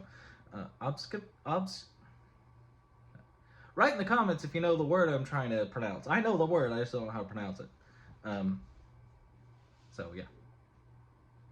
See you next one. Donate. Like, we're saying the things without, and this is what Mad Men does so brilliantly all the time, is that we're saying the things without explicitly saying them. Yeah. I mean, sometimes, like the line at the top of page 106.1 Kiss FM is literally just the thesis of the movie. Right. You can pepper it in a couple of times, sure, but like. No, I think it's great because I think those are, in my opinion anyway. It's like in the Barbie movie when America Ferrera gives her monologue about being a woman. Mm-hmm. It is so. It is. It's literally her monologuing, but it's one of everybody's favorite parts of the whole movie because they did such a good job in the writing, and because it was everybody going like, yes, thank you for fucking saying that, right. and it just rang so true for so many people, and I think that lines like that can be, if they're placed in the right place and put in the right place, they can be those moments where people are like, thank you, for fucking saying that. What are we going to fucking do about all these men? Right. And I think that when you're watching this movie, it is, if nobody says it at some point, if she doesn't say it at some point, then we're never going to really know if she really, I mean, we know that she got it, but I mean. For sure. No, yeah, totally. At some point, it's going to be so glaringly obvious that it is a patriarchal world that she has now come face to face with in every aspect of her of this journey that she's on. So the closing scene, the way it is now, is Sherry and her. In the news studio. In the news studio, in the makeup chairs, whatever. Which is fine. Well, let's think where the characters are. Before we think of, okay, what was good for, like, filmmaking's sake, like, the character, she is fed up with men. Deb has solved the case, but she lost these two girls. She didn't get to them in time. In fact, it might have been her poking around that made the guy pull the plug on them. So she might be dealing with that. And I want to go back through and make it a little bit more explicit that her meddling is having an effect over here. But it's also hard because I don't really want to show the over here either.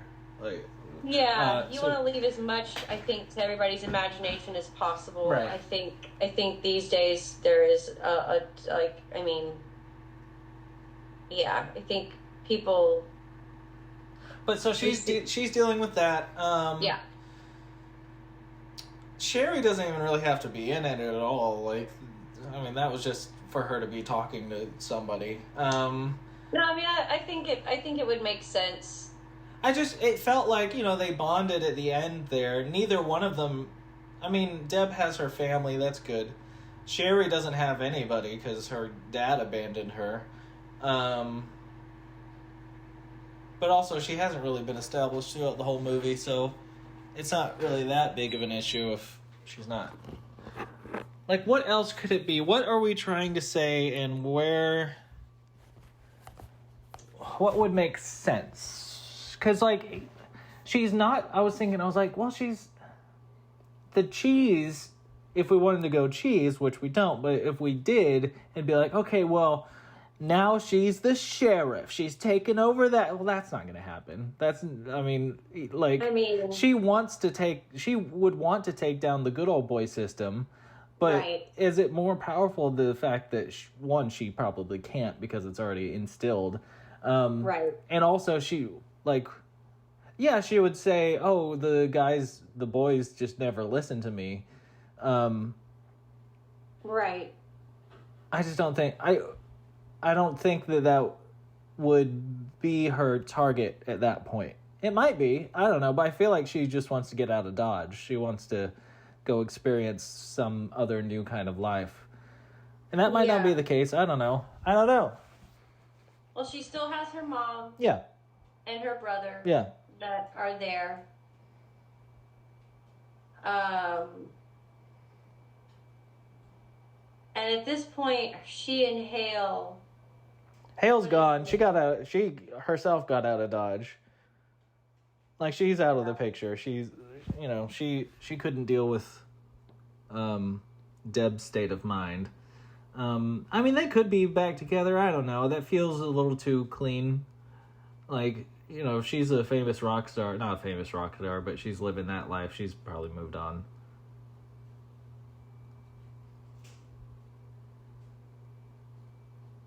Like, she's the girl that got away, literally from the town and also from Deb's life. She's the example of what you should be able to do. You feel the patriarchy creeping up on you and you're like, all right, that's enough of that. I'm going to go live my life. So Deb doesn't realize that's what she did, but I don't know. She could come back. I don't know. I'm open to anything. I mean, okay, I just don't want anything to be too, like, Disney by the end of it, where everything wraps up all, like, it should wrap up, but it's all positive and happy at the end, I think, like, it just needs to make sense. For someone like me who's a big fan of just, like, I like making people feel things. Yeah. Regardless of whatever it is that they're feeling. Of course. Things that I think people need to feel, I guess. I think I don't know if this goes, because if they're about, okay, so if we did go this route where they're like, she's about to be interviewed on the news, maybe this is her sort of, like, as for my own personal experience, I did one little thing on the local news here, and then all of a sudden I had CNN knocking on my door, and I was supposed to go live, with Aaron Burnett, and that all got canceled by my parents and all this, like, crazy stuff. So it doesn't take much for one little news person to see a clip of you somewhere, and then all of a sudden for things to go crazy. I had Red Table Talk with Jada Pinkett Smith reaching out to me, and, like, all kinds of stuff. Like, I could have blown it up, but CNN, my parents ended up getting in touch with CNN and putting all that whole thing on ice. But there were moments where I was thinking about if I'm going to be, this was 45 minutes before I was about to go live on Aaron Burnett's show, which, and I was going to be talking about my experience with QAnon parents. Mm-hmm. And I was going to do it only because of the community of young people that I had become connected with on Reddit and QAnon casualties. And they were mostly minors under the age of 18 who that was the only outlet they had to like talk with other people about what they were experiencing at home and how like scary it was having parents who were literally out of the realm of reality. And my thought was, okay, if I'm going to go on national news and talk about, what the situation is, my biggest thing that I would want to do would be to reach the people, hopefully any young people who are watching, and just let them know that this is going to go blow over. Because there were a lot of kids on there who were saying scary stuff, like they just didn't want to exist anymore in this world, and they couldn't live at home anymore because they were so like, just their parents were scary. And I was just, that like, there's just, when you have a platform and when you want to say something, there's a lot of pressure to like, if this is my one chance, what am I going to say? What do I want to make sure I get a chance to say? And I think that Deb, if we're building this up into this, if we have been building, we don't have to get cheesy with it. That's true. It could have she could have a really cool moment where she straight up says the shit that like that one line where she's like, what the fuck are we gonna do about all these men fucking the lives of women in this country? But she could have a really cool mic drop moment where she gets her chance to go live on the news and she just fucking drops some really fucking amazing knowledge that she doesn't even realize she has in her, and it might not even be something she's obviously been thinking about. What am I going to say in this moment? And that could be kind of like in this conversation with her and Sherry, where she's like, enjoy this, and all this, but Deb really can't enjoy it because I think she's in her mind thinking, she's always thinking, what can I do to make things better? What can I do to solve this problem? That's what true. Can I do I like that. And so I think that's why she's a cop. I mean, that's the whole thing, and that's why she's good at it. Right. So it's like, if she's going to get this moment, instead of thinking, let's enjoy this and have my 15 minutes of fame, she's thinking, how can I use this? Like she says, we all have our 15 minutes, I guess. In her mind, what can I do with this 15 minutes that can maximize my impact on everything? And so maybe we sort of wrap this up with, it doesn't have to be cheesy Disney and like da da da da, everything's better, because it could be something that fucks up her whole. Has no chance at a future there if she says what she wants to say live on the news. So it could be one of those moments, one of those like Office Space moments, where where she's just like, I'm gonna blow this fucking place up and I don't care. And it's literally a mic drop moment where maybe we do the whole. This would be cheesy if she like takes the mic off. For sure. But just like says what she wants to say in the interview, and just gives no fucks. Well, and she's articulate about it at this point. Right. She has nothing to lose because she doesn't. I think in her mind, what she has uncovered is so much bigger than this town. It's so much bigger than, but she doesn't really know where we don't have to end this with Deb, like, finding her place in the world, but we could end this with Deb, like really putting it into terms, like putting it into her own words, on the most public platform that she, like, is this local news or is this like a scene? I don't know. Because I think it would be a huge story if it That's what I'm saying. This could be a huge public, like a national news, like a CNN type. Well, no, it probably would be bigger because the initial video of Sherry getting dumped is already on the local Right. news. So like that's gone viral. So like Right. now that case has been solved, it would be on Oprah. Not that she's still That's what I'm around, saying. but like Yeah, it would be this would be everywhere. huge. Yeah. So she would be on a huge stage, a huge public stage, saying whatever it is Right. that she's going to say.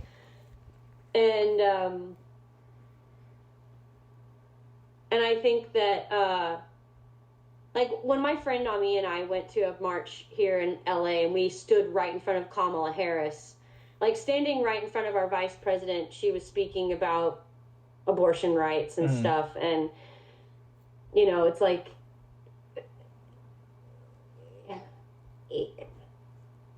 abortion rights, women's rights, all of this, human rights, all of this stuff, it really does not, we could go on for days about how we have all the money for war, but we don't have, the Right. money for, Right. Yeah. we don't pay the attention to just taking care of people like we should. And this stuff does just take such a hardcore backseat, and it is so frustrating, and it is so hard, and it is so annoying. And I think if we really let that out in this last part where Deb is just like live on the news, and she does get her time to say what she wants to say, and maybe she does get really emotional and really passionate, but maybe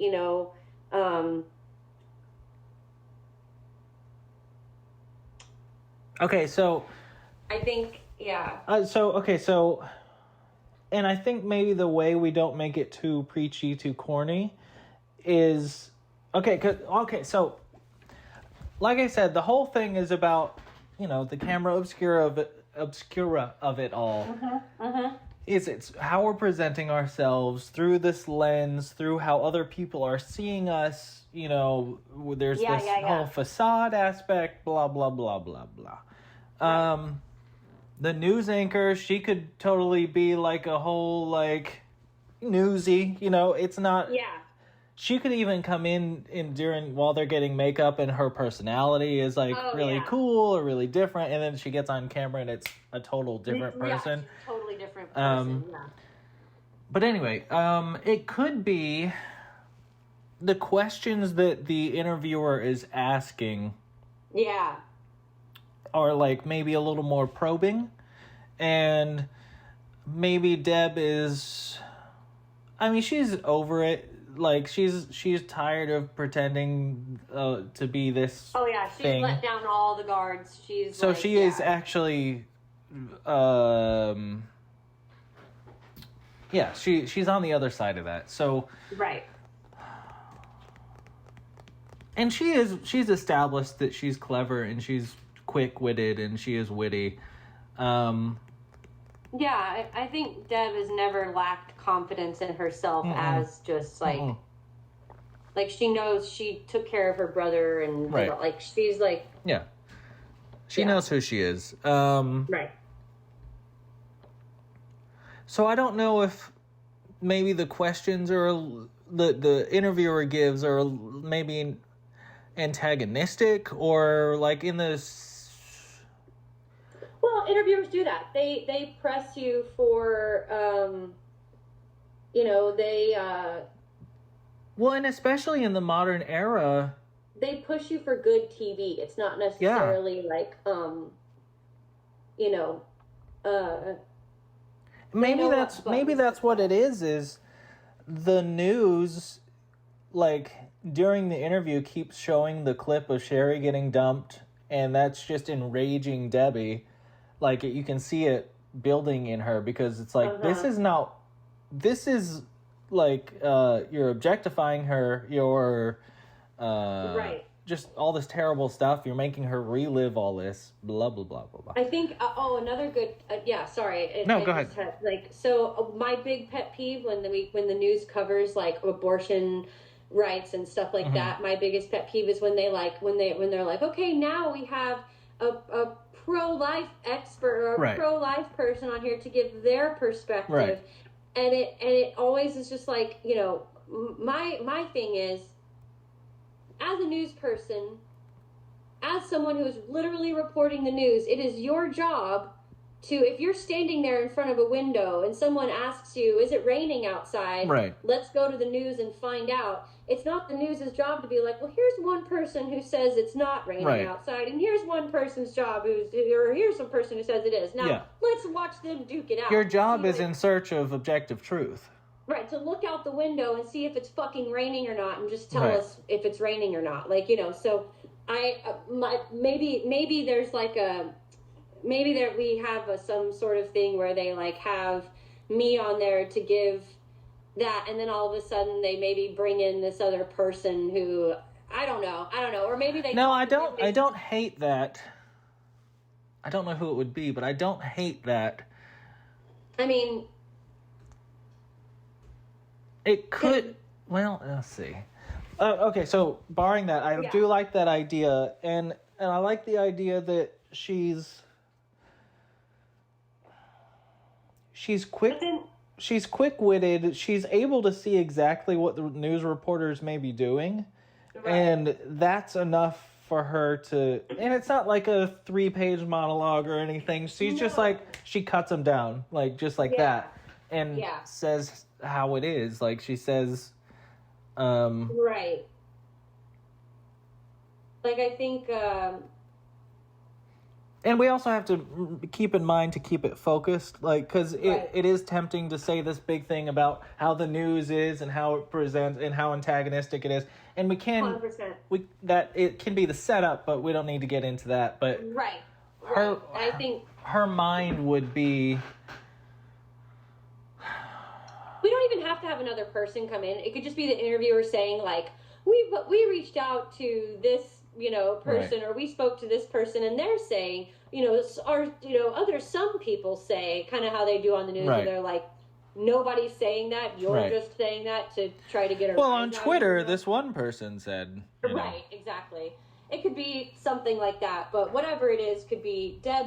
Maybe Deb's not necessarily, I wouldn't call it taking the bait or whatever, but she just doesn't give a fuck anymore, and she's so over who. And I think she is so, like, freshly out of this horrible. I mean, she has literally seen the worst of humanity. It's a war crime what she's seen. Literally, yeah. So there are no more like, oh, let's be nice about this, or let's try to walk tiptoe around people's feelings about this, or, so I think maybe it's like a situation where Deb is like she's, and this would obviously be a case that would be a massive trial. Yeah. With like, this would be like, did you follow that Murdaugh guy's case where he like shot his wife and son? Oh my God, just insane. It was the biggest case of 2023 for sure. There's like multiple, there's an HBO documentary about it, a Netflix documentary about it. Very, very rich, high up family guy, has generations of being a lawyer in this town. In this small town, and he shot his son and wife, and probably also, it's this long line of murders. This whole family's just been murdering each other and doing horrible shit, and he finally was convicted, and now his son is going on trial for probably killing this other guy, and probably their nanny who died of mysterious, just crazy stuff. But like this case, if this were to happen in real life, where this was discovered, this would be televised. This would be like it would be a huge thing. So the news would be trying to get a scoop, like, what is the situation in the world? Like, have they caught the guy? Right, like we need to know, like, because if she is actually going to be involved in a case where she's a witness and she's going to be like having to give testimony and all that stuff, like, it would be it could be, just so that it's not as, like, clean cut, it could be that, like, they haven't caught the guy because of patriarchy, because he just gets away and there's no evidence linking this specific person to anything. Right. But she obviously has her theories. So that sucks. Okay, that would actually be better than, because if we cleaned it all up with, oh, he's caught, look at him, he's arrested, he's going to jail, that's the way the world works. Like, it just, that's not, But there could be, like, the FBI has been looking at it, people, there's things happening. Yeah. But she does have her theory, so maybe that's what the news broadcaster is trying to get out. It's like, she's like, so how did this happen? And she's like, oh, let me tell you. Yeah, I think it would be great if like the news anchor gives her like the hard-hitting last question of like, do you think you know who did this? Right. Do you think you know who it is? And that could sort of maybe spur Deb into like, oh, it's more than just, it's not just the one guy. What about this? Okay. So she does not the monologue, but the monologue, whatever she says. And her mic drop moment. Yeah, her mic drop moment. And then so she like, okay. This is, it's kind of a funny idea, but it also does prove a point. That's fine, yeah. So she does that. And then the interview she turns to the camera almost and is like, says something like that, like, so, do you know who did it? Meaning that she didn't listen to a dang thing. Anything she said. Yeah. Because she's just looking for the presentation. She's just, maybe it's a guy. That would probably make more sense if the interviewer is a guy. If it was a man, yeah. Yeah. So like, the guy's like, listen, like, yeah, wow. No. Mm-hmm. Wow. Mm-hmm. So how did this happen? And then right, yeah. No, that would be great.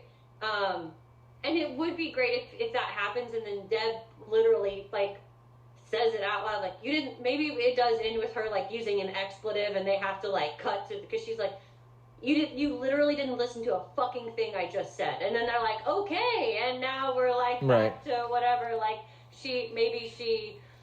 Because if this was a live, because we could do it as a live interview. Because if we had it to where they edited it, right? No, it would be a live thing, yeah, for sure. Yeah, but yeah, maybe we do like, and maybe. Well, he could be like, okay, well, So you're the new sheriff in town, What's that like? How do you feel? Yeah, what's that like? Blah blah blah. So and then they do one of those questions about what her life is like now versus how it was, something like that. Or maybe he even has done some research, and there's something that is embarrassing because he's trying to like, do a gotcha moment. And that's when she gets on the defensive and she just says whatever she's going to say. And then it's like he says something that shows that he wasn't listening, that he's just looking for his moment his own moment in the spotlight when she's actually trying to have a real moment, but, Right. But at least the message is out there, That's right, yeah. She said and then maybe we follow it up with, I don't know. I mean, if we want to end it, it would be funnier if we just ended it on her face, her reaction of whenever he dismisses her and like her face. But, because I don't want it to feel like she's solved patriarchy at the end of this. Like, that's not gonna happen. The whole story is about her journey and her opening up, and now she, so it would be nice if she pushed that forward for sure, and that would make sense. I think it would be great if, like, she didn't solve patriarchy, but maybe she does, because I do want I do want to send the message, without actually like sending the message, that speaking up and using your voice is always a good thing, no matter what, even if the person who's right in front of you doesn't seem like they're listening to you. Like maybe, you know, we have a moment where like, because if Sherry's doing, would she be next to her? Yeah. And maybe after the interview, because they could ask Sherry questions and her questions too, and you know, it could be like, he's like, now Sherry, let me take you back to that fateful night, and they keep showing the clip of her getting dumped, and you can see that it's really wearing on Sherry's face, and Deb can see that obviously. Yeah, maybe Deb has a moment where she's like, you know, excuse me, can we stop? That's nice, because then it's showing that she's protecting other women, and, you know. She's like, can we stop re-traumatizing her every 2 seconds? Thanks, that would be really great if you could do that. And then, then maybe the sort of combative dialogue between Well, if you didn't want to do this, then why'd you agree to be on the air? Why are you writing a book about this if you didn't want to relive the trauma? Blah, blah, blah, blah. You know, right. You just told me it's therapeutic. Because maybe she said, maybe he said, thank you for being here. Maybe she said something like, it's, you know, it's kind of therapeutic to sit down and, you know, maybe she says something like about how, because I think,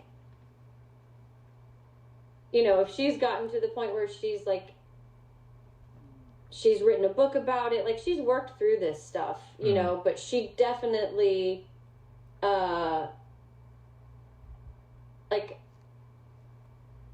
because I do want it, I don't want it to end like where she's like solved it, but I do want people to kind of feel like, know, Deb has sort of like, she isn't totally shit on still at the end of the movie. Like we do want to see that. I do want the message to get out there that, you know, if you do good things and you do, you know, that like there is a payoff. Like there are good things that will come to you if you do like. Well, like maybe that's some of the questions that he's asking is like, so how have things changed? It's like, well, all of the cops are women, not specifically that, but like she's actively, she talks about she's actively in the world making a change. And maybe that's where Sherry comes in, where, you know, they've established sort of. I think it would be great if like at the end of the interview, Sherry, like, because maybe Deb is like out really like frustrated, like obviously, like, or maybe she does leave the interview. Maybe she gets up and walks off and she's like, this isn't what I'm not like, I'm not fucking doing this. And then maybe Sherry comes up to her later and is like, you know, I'm sorry, like, that guy was obviously just in it for himself and was not listening to us at all. And I'm really sorry. And you know, maybe Deb's like, you know, or maybe we have later where like someone comes up to Sherry or Deb while she's just like getting coffee or something. And they're like, hey, I saw you on the news last night. And I just thank you so much for everything you said. And maybe we have like some moments where she realizes that she did reach people, like people out there, like listen to her. And, or maybe someone says, you know, like, I saw you last night and it made me, you know, I finally left my husband last night, or like, you know, I packed up my stuff and left last night because I saw you on your, and I can't believe you're here right now. Or like, you know, there's like, maybe she kind of realizes like, oh, like I am making a difference by putting just by, or maybe, you know, there's like so okay, here's what I'm thinking is the interviewer is trying to be real gotcha questions. He thinks he's, you know, he's the host of the show. He's one of those real charismatic, real handsome news anchor fellas. And maybe the book hasn't come out yet because she's maybe this is like the thing where she's like promoting her book. Right, for sure. And so I just didn't want to say. If that's the case, then she would already have people coming up to her and being like, I read your book and blah, blah, blah. So maybe there is like a thing. Sorry, that's just what I wanted to say. Like maybe people are coming up to her and saying like, I can't wait to read your book, or I'm gonna like, and she's, sorry, go ahead. No, that would be good. But, like, okay, so the fella, he's old school type, old school. Walter Cronkite, Well, no, Walter Cronkite, I think, was a great newsman. Great, but like, he wants to be that because. Yeah, like a wannabe. Yeah, right. So he's trying to come up with hard hitting questions. He's trying to do gotcha. He's doing a terrible job, but. Right. What ends up happening is Deb and Sherry both see right through it. Deb is protective over Sherry because she's, making her relive that trauma, blah, all that stuff. What ends up happening is, and this would go towards showing that how much she has grown, is that they turn the tables on him. Like, they team up and they're like, get a load of this guy while they're interviewing him or while he's being interviewed. Like, and they almost take over the whole interview themselves. Right. And then I like that. He's trying to get a word in edgewise. He's not really able to, or that would be a very, they're able to predict what for people to see too. Yeah, that kind of thing. Yeah. Or it's sort of like it is sort of like a sweet moment for Deb and Sherry to sort of turn the tables on him. Well, and they have the power. They take back the power, essentially. Yeah, which is what the whole point of this is. I don't know what that looks like specifically, but like... Right. Like, maybe... Yeah, it's kind of funny. It would be kind of funny if, like... I mean, this is getting into too much like a comedy, but it would be funny if he's like, the interviewer guy, whatever his name is like, he's getting frustrated because they're taking over and not really, they're dismissive of what he's saying now. Yeah. Maybe that's how it is. He's dismissive almost the whole time whenever she's trying to say something. She does the monologue.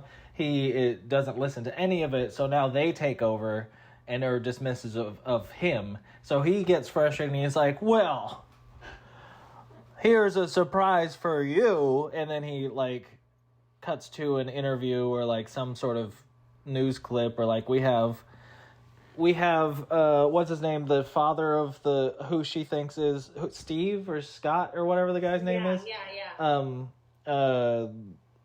Like, standing by, and then Scott ends up embarrassing himself, like embarrassing men, like embarrassing the interviewer, because it's like a Rudy Giuliani moment, essentially. Right. Like every time he opens his mouth, he's just like just giant. Something like that. That might be too much, but I like the idea of Sherry and Deb turning the tables on him, and they're like, all right, this interview's over, right? Like, we only had 15 minutes here, so see you later. And then they just get up and leave. Yeah.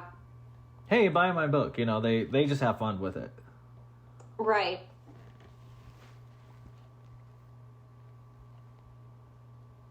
I mean, it would be kind of nice if we put people through so much through this movie.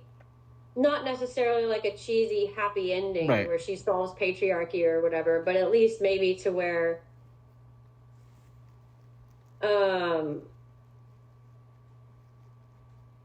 hold on, my child is texting me. Oh, you're fine.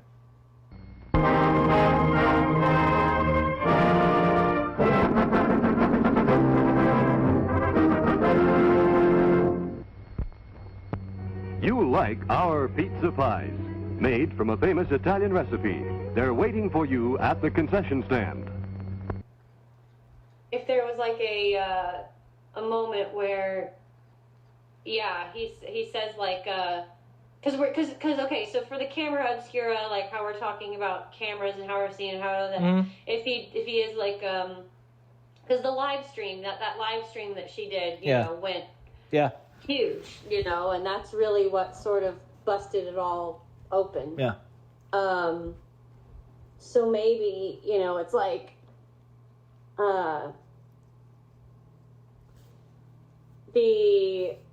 maybe he says, like, is there any part of you that regrets going live and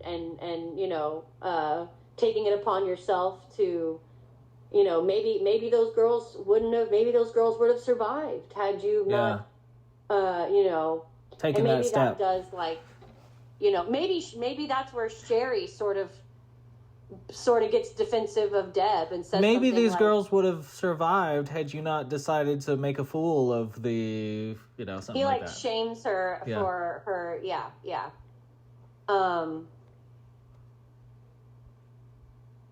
So yeah, maybe there's that sort of. Had you not antagonized him by going Right. live and then saying all of these defaming things, then maybe you wouldn't. Yeah. Then maybe the girls would have been alive by the time you got there. Right. And maybe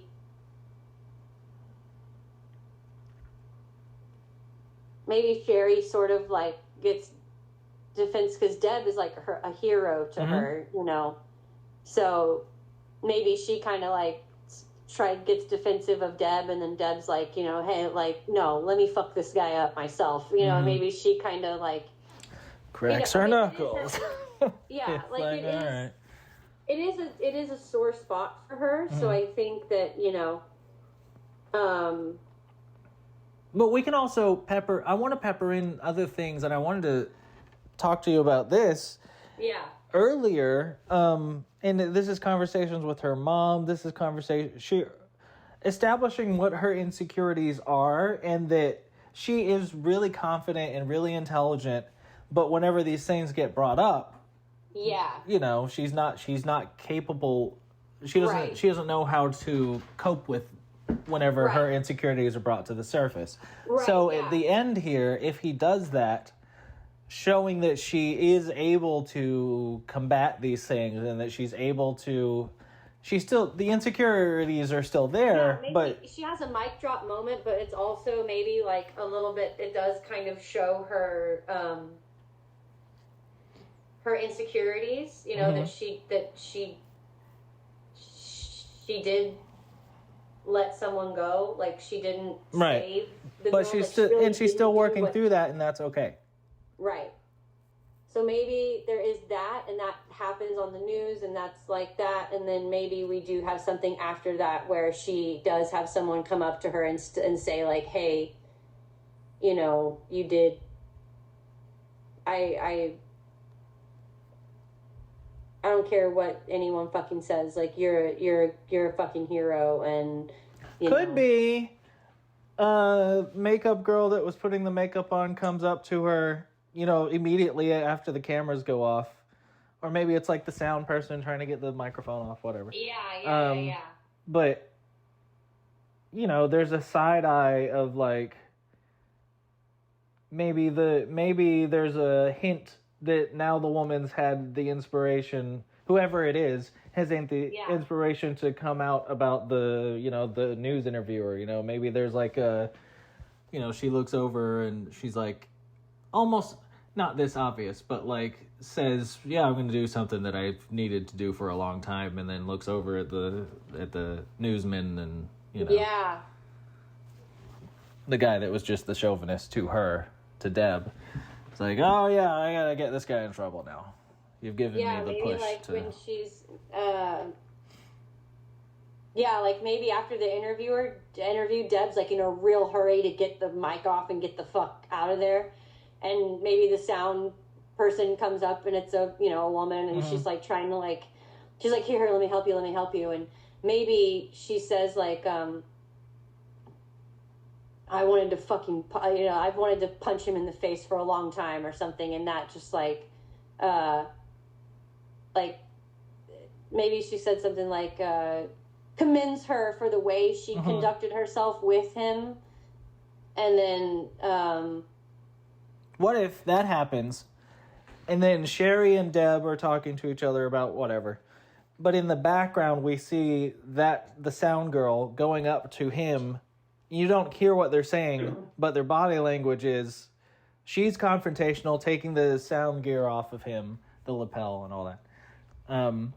And the body language is, she said something that has, like, destroyed this man. And then, like, he's just left there standing, and then she walks off with confidence. You know, she's going to HR, or she's doing, you know, whatever she's going to do. Whatever it is.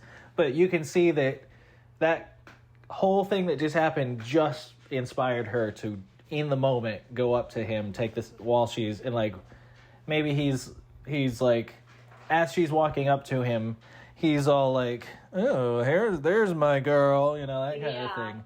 And she, you know, gets real close, takes off which is funny, because when you're taking a lapel off, it is an intimate moment with who, you know, because you're like face to face, you know, whatever.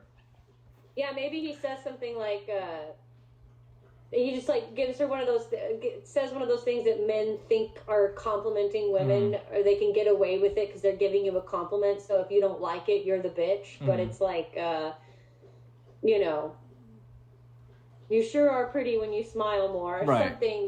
Something like, you know, oh, greeting me with a smile today, and so, you know, something, or complimenting her blouse, or the way her, something that is just like, oh, shut the fuck up, and, you know, I don't know, there could be something like that. Whatever it is, I don't think we hear, so Sound Girl comes up to Deb, dismantles them.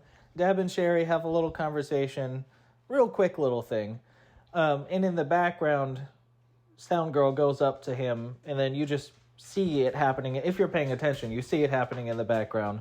Yeah. Maybe Deb catches it out of and then she has a big smile on her face or something, because she's like, oh yeah, I did that, you know. Yeah. But that's enough. Could also be, I mean, that is nice. I was thinking it could also be, what if it's not, what if they're not there in studio? Maybe it's a remote piece. Like, maybe the newscaster is back at the studio, you know, he's in New York or something, and then and then there's like a camera set up. They sent out a camera crew to the sheriff's office, or to the... Yeah, like we're like, doing it live via satellite. Or like that kind of thing. Yeah. And then that's where it happens, and then, you know, at the end of it, you know, they would probably still have a camera guy, or like maybe they'd send out a makeup person as well. I don't know, but then it, you know, the interview ends, and then it cuts to the new sheriff, the new police department, and it's totally new people. Maybe Mark is still there or something, but it's totally new people. They're all watching, and they're all like really, really proud of her, and it's like a really actual, like, supportive environment. There's women there, obviously, now. Right. Maybe that's kind of nice. I don't know. Yeah. It shows that she's made change there in her own little world as best as she can. Yeah, I like that. Maybe even she gets so, like, heated and flustered, not flustered, but just, like, so passionate during the interview that when it ends, and she might even, not mic drop it, but she might even cut the interview off. And she's like, all right, are we done here? Because we're done here. Right. And then it ends. And then as soon as she ends, she's like, what just happened? Yeah. And then it cuts to the entire police department was just sitting there watching her, and they're enraptured, and they're so proud of her, and they're like, oh, you were amazing, you know? And it's really, really, it's like a really sweet moment, you know? Yeah, yeah. But it also, it's a new crew. It shows that she's gotten rid of all the bad eggs. Yeah. Might be kind of cute. I don't know. Is that too cute? Might be. I don't know. Because you're right. We have taken the audience also on like it's been heavy, like the whole time. It's been really heavy. I think there needs to be some sort of alleviation. But also, it can't be whiplash either. Like, you can't like totally like turn them around, because it's like this. this is not I even think part it of needs this to be movie. an appropriately sized Right. sort of payoff. Yeah, for sure. Nothing too yay. Right. But also nothing too like, well, what the fuck? I just sat through all of that. Right, for sure.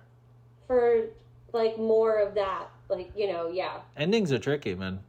It really is. I do like that. I do like that it's okay, so you have the setup, interviewers antagonistic, misogynistic, they maybe turn it around. Yeah, I do like the idea that there's someone that comes up to her. There's the effect. You can see the effect of it. Yeah, it's just like where she feels like she has to where she realizes that her reach is farther than she really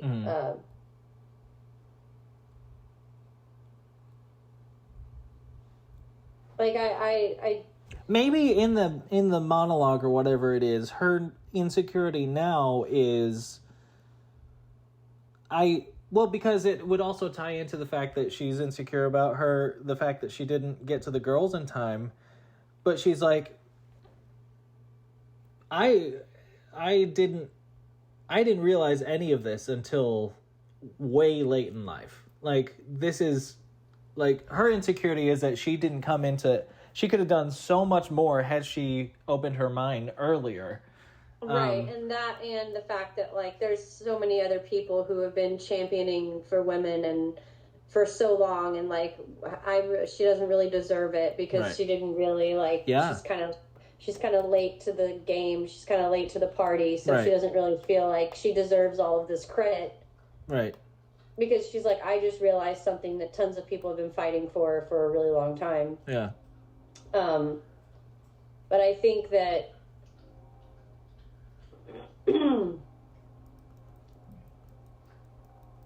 so showing that, having someone confirm that, no, it's okay, that it doesn't matter when you showed up. It's never too late to, like, to speak up and speak up for what's right and to fight for what's right. And as cheesy as that sounds in some way, but, like, I think it, like, I don't know, I'm trying to think of, like, a way for this to not be so, like, I'm gonna wrap it up and show you how,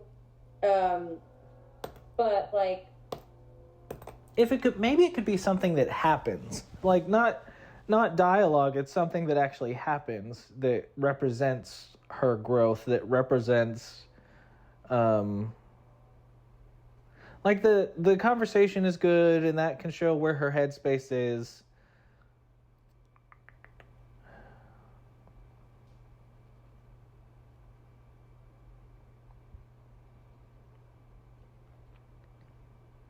I mean, it's not going to be this, but, like, if it were something that happens, it would be, like, an example would be, oh yeah, we found the guy. Like, there was a tip that you said something that blah, blah, blah that led to this thing, and we found the guy.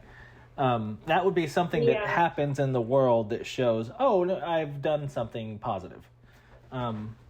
It's not that, because that wouldn't really, that helps the plot, but doesn't help the message. Something that represents the message of it all. Right.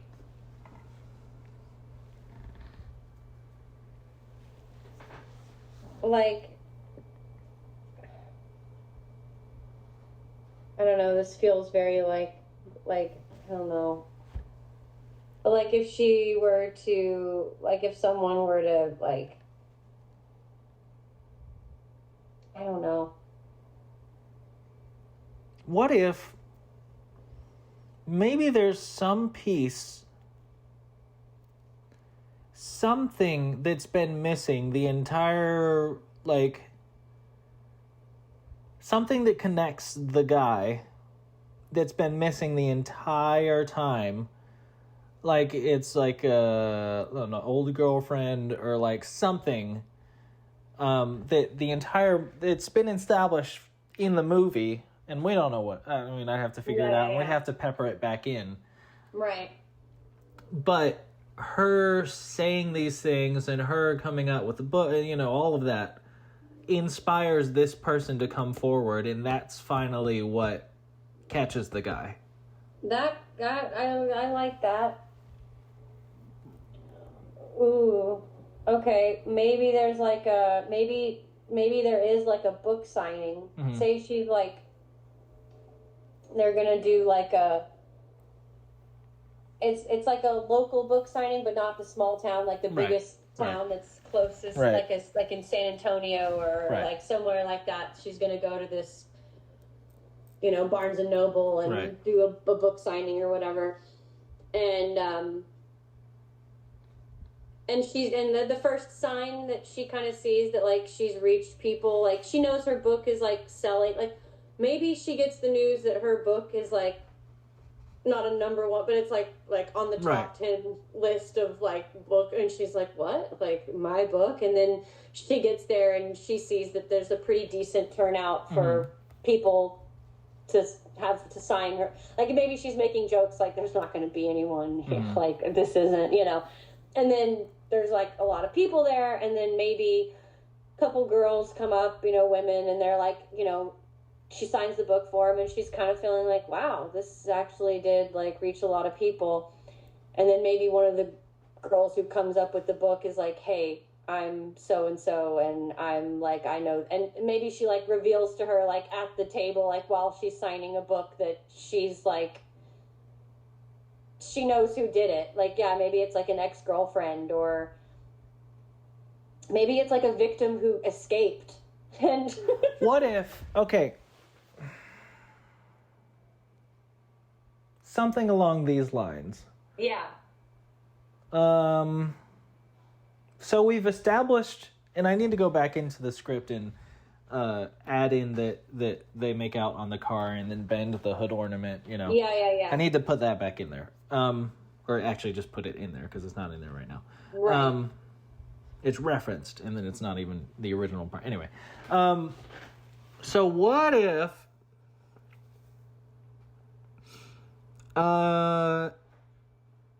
she goes to the bookshop, and we've established what the car looks like because it's what Sherry got dumped out of, blah, blah, blah, blah. Mm-hmm. They go to the book signing, and they don't realize that car is parked outside of the bookstore. So the audience is like, holy crap, is this the guy? Is he gonna... At the book signing. At the bookstore, so there's all this tension, that's nice. Right. But then what we realize is, no, that's the girlfriend of the guy. He's gone and escaped and lives in the world now. Right. The girlfriend has brought the car, maybe even as evidence to go drop it off at the cops or something. That she knows that she's, yeah. And then she comes up and she's like, yeah, I'm such and such. His car is right outside. There's all this, I've been ignoring all this stuff. So... Yeah. Because maybe she's a victim. Well, she's the sheriff too now, so she... Right, so that's... That's fine. Right. I figured you'd be the person to show this to, so you want it? She's not that casual, obviously, but... Right. I think maybe she clocks, we could have a whole thing where, Deb clocks this girl and, notices her before she ever comes up to talk to her or whatever, but there's, obvious, Deb's, she's the sheriff, she's smart, she knows what she's doing. She can spot a, suspicious character. But maybe... Because if she's the girlfriend of the guy who's been doing this, she's a victim too. She's been abused and all kinds of shit too. So, but maybe she comes up with a copy of the book. She went obviously one of the first things she went to do was buy this book, go buy the book. And she probably Deb's like watching her, like she knows when this girl is about to approach, like she knows like okay, what's about to happen, and maybe she gets a little tense, like she's not sure what's going to happen. She sets the book down and she starts to sign it, and as she's writing her signatures, like Deb's almost like signing it slower to kind of give this girl some time to say what she's going to say. And it could be one of those like reveal moments where Deb's got her eyes down, but she's like waiting, and then the girl says like, my name is such and such, I'm the girlfriend of blah blah blah, I have his car parked outside, and she just kind of like, that would just literally just saying it like that, just how you did, would be a bombshell, just like bam, credits roll, or like her face, whatever and Deb's just, like, reaction is signing the book, and it's just like one of those moments where it's just like gives you chills. Like I just got chills. Well, and especially like because you don't know if this is like one of his foot soldiers, like if it's his girlfriend that he's convinced, using the patriarchy, she's on his side, whatever. Exactly. Right. There's something off about. And she could be a girl. She could be a name of a girl who's been missing. Like it could be another missing girl that has now all of a sudden surfaced. Right. And Well, and maybe like because I don't know, Deb has already she's a pretty nice lady the whole time. But what I was thinking is, and it wouldn't really work, but what I was thinking is like because she's now found this new, we listen to women. We don't. I'm not part of that system that doesn't listen to women anymore. Right. She gives her, instead of being antagonistic, she's a little suspicious because she doesn't know who this is. But and there's something off with her. What we find out really is like it's abuse is what it's off. But it's trauma. But she's able to clock that and give her the space to come forward to her. She's not sure if she's going to be a bad girl or a good girl, but she's like, otherwise beforehand she wouldn't have given her that space. She would have already been on edge. She would have been accusatory almost. But now, because of who she is nowadays, she gives her the space to say these things. Right. And it could just be that she says those things, she opens up all of that, and then we don't have to go through all the stuff in between. We could just like maybe cut to a news article or the news release that he's been found. I don't even think we need to. I think. Yeah. No, I think true. We have his car. That's the evidence. The car's in the guy's name. It was obviously the car that was in the garage or the barn.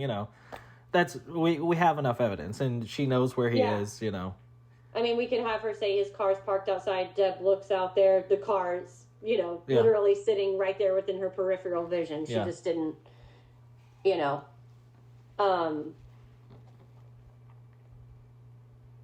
He's at home playing video games or something. Yeah. I think the car's parked outside. You see Deb's face, and she's just like, "Oh." Yeah. Like, holy crap. Well, now I have to write a second book. Right. Yeah. No, she wouldn't be actually like that, but I think that'd be great. So we just have to figure out what the thread is, because we have to pepper in that there's this girlfriend. Maybe there's moments that throughout, like because Deb has an idea of who it might be. At some point, she has an idea. Yeah. So maybe she wants to get in contact with this girl, and then she ghosts Deb, whoever this girl is. Like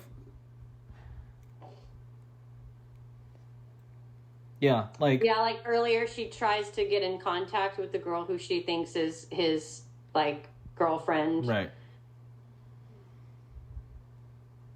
Maybe there's a missing, maybe she goes through some missing girls database, name of names of missing.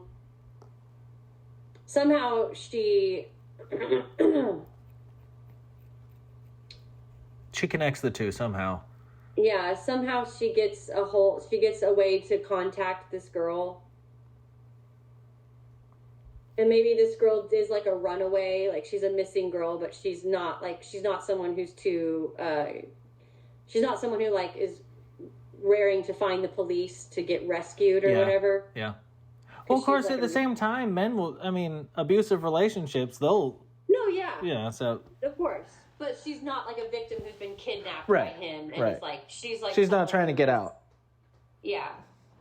Not actively, at least. Right. For reasons. For trauma reasons. Yeah.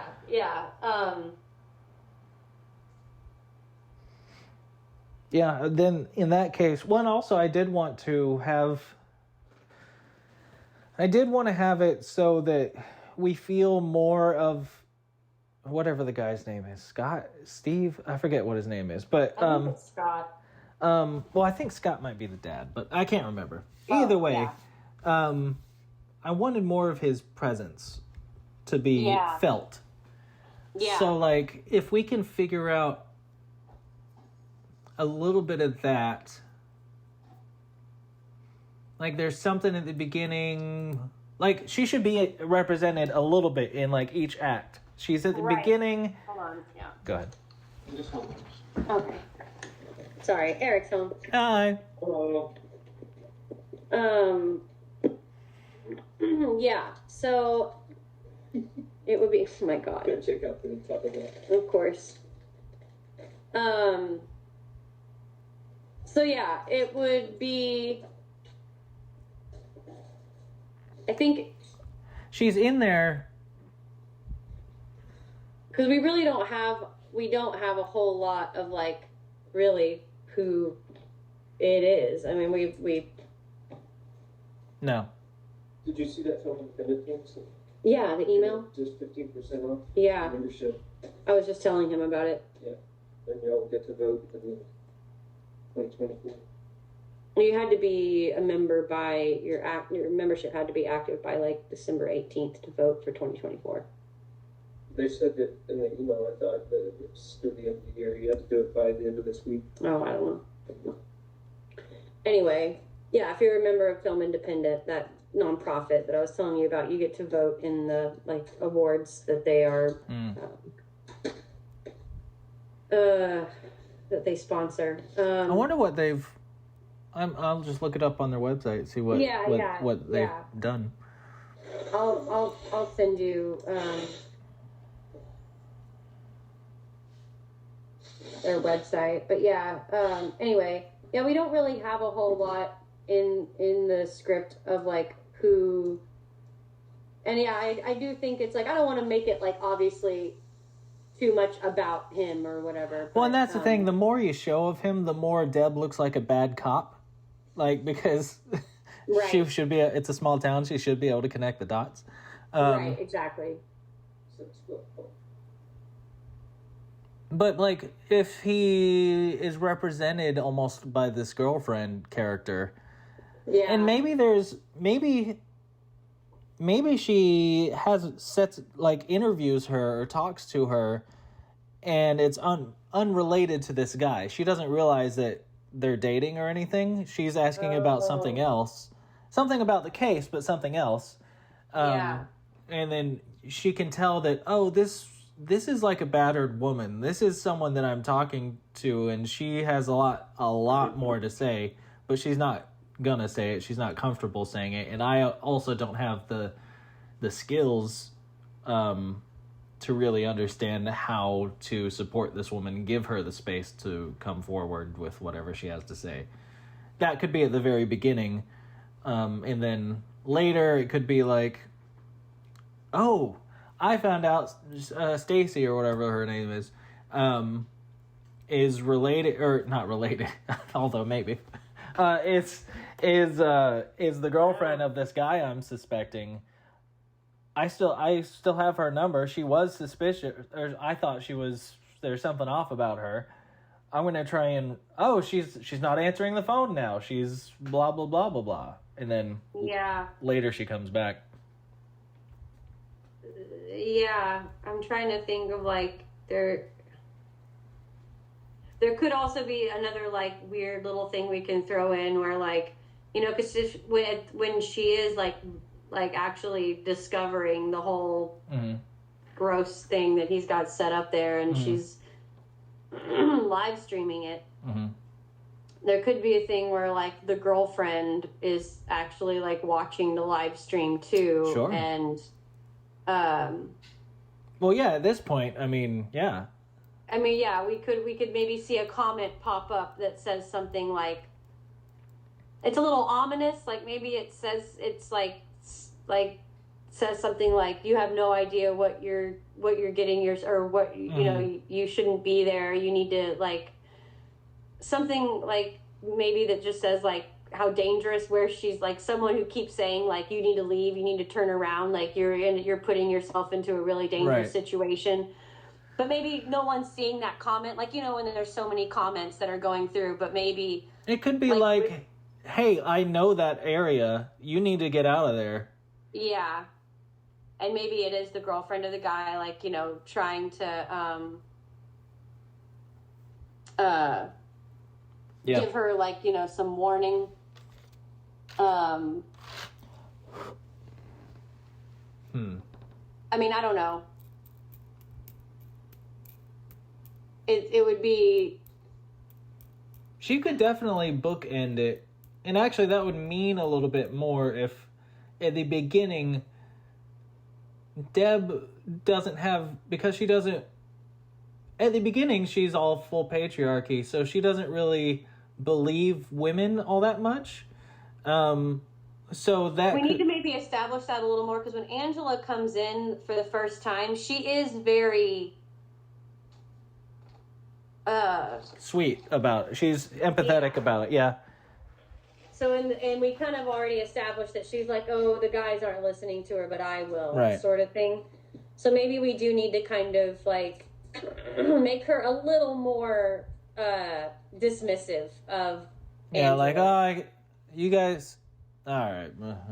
Almost as if she's annoyed that they're...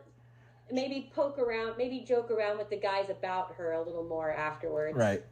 Because she does kind of defend Angela in the very beginning. Like, she's like, oh, she's just worried, you know, or whatever. Right. I don't remember what the dialogue is, but, like, maybe she does kind of, like, you know, poke fun at her for being so dramatic or whatever with the guys. Right. But there is something in her that's, like, you know. For sure. Like, she feels connected to her and feels what she's feeling and has empathy for her, but yet she can't show it because that's... Well, she doesn't want to. Like, she doesn't... She has the feeling, but she doesn't want to acknowledge the feeling. Exactly. So, like, she essentially sees Angela at the beginning as the boys are hazing me by throwing this lady at me.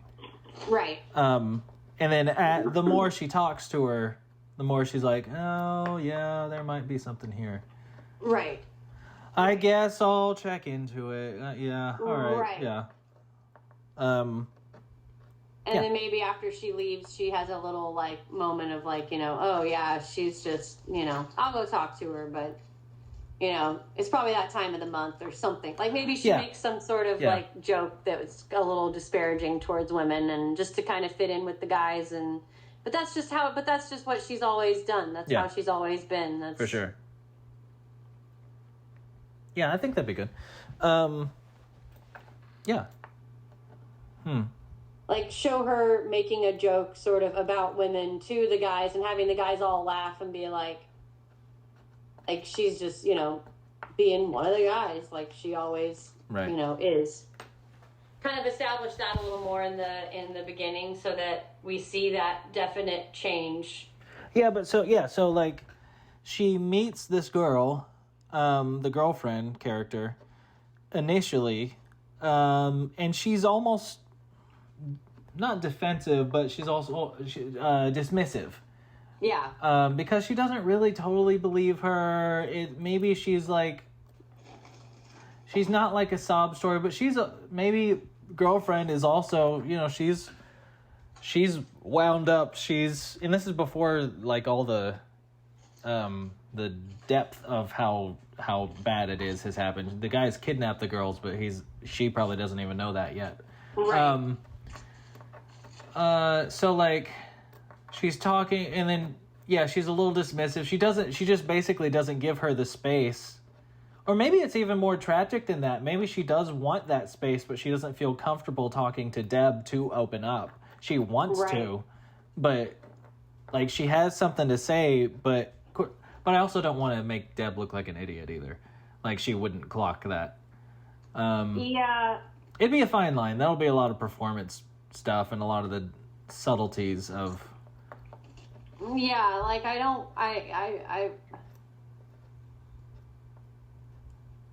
But it could be that, if Deb's asking about something else that isn't pointed towards this guy because she doesn't know who it is yet because it's at the beginning, it could be that she's only focused on what's ahead of her. She's not thinking about the patriarchy. She's not thinking about this guy. She's not really even thinking about this girl. She's just using her for information for this other thing that she thinks it might be. And that doesn't give the girl the space to feel safe to say anything else about something bigger. And then by the end of it, she does feel comfortable saying these things. Showing Deb's journey.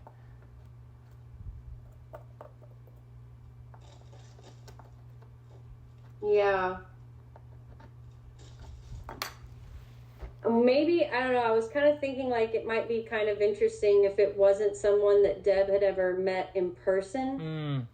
Like, maybe I was thinking like it could be that like Deb is getting these like weird anonymous emails or like weird like from someone, and it drives her crazy, but she doesn't ever put it too much on the front burner because she's not very experienced in like this is her first case.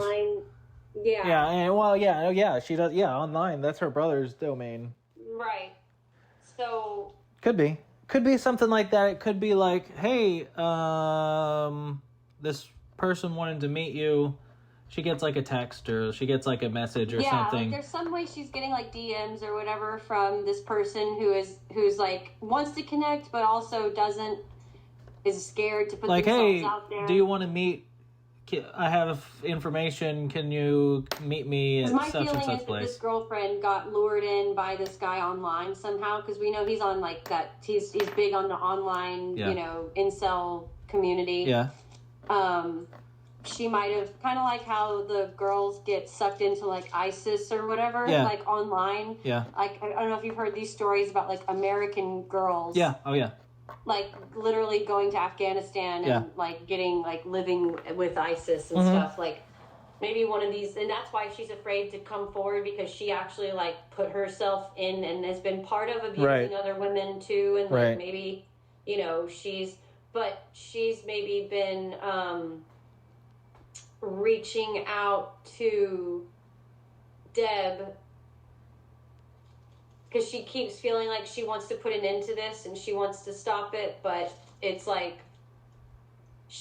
maybe this girl is pretty well versed online, like she's a big part of like online communities too and stuff, so she's kind of a nerd or whatever too, like, and so when she meets Deb at the end, when she comes in at the end, it makes more sense as to why Deb wouldn't recognize her. Because she's just never seen her. She's never met her in person. So maybe when she comes up, she's like, I'm Anon 83295. I've been trying to reach out to you. Like, she finally like tells her like, I'm the person who you've been talking to, or whatever. And here's the whole situation. That'd be good. Maybe it's like in the beginning, it's like, hey, there's this woman from the local like battered women's shelter. I think you should talk to this girl. Why don't you come over? She hasn't. Like, almost like she hasn't said exactly what she needs to say, but you can tell she needs to talk to somebody with authority. And then when she shows up, she's like, oh, she's gone. She left. She's gone. She left. Yeah. This is a voluntary thing, so like she's gone. Right. You missed her. Did she say any information? No, she wanted to. No, yep, she's gone. So, you should have gotten here. Like, it's not your priority. It should be your priority, but... Right. Something like that. Yeah. I mean, that can be done pretty easily. Actually, maybe even if we did do the women's shelter thread there, just like a little scene, one of the places on the address book that she finds could be the address to the women's shelter, and then it ends up that place burns down or gets shut down somehow. You know, that's one of the things that the Elks Club is working on, shutting that place down. Because that place just breeds contentment for men, so for men, can't just have a that. Bunch of Men hating women over there. Yeah. That could work or something like that. But yeah, there's little moments. Yeah, that little things she doesn't. They never connect. Right. Because it's not her priority, and then whenever she wants to connect to her, she doesn't answer. Jessica or something. I don't know. Yeah. I don't know. That would work. Yeah.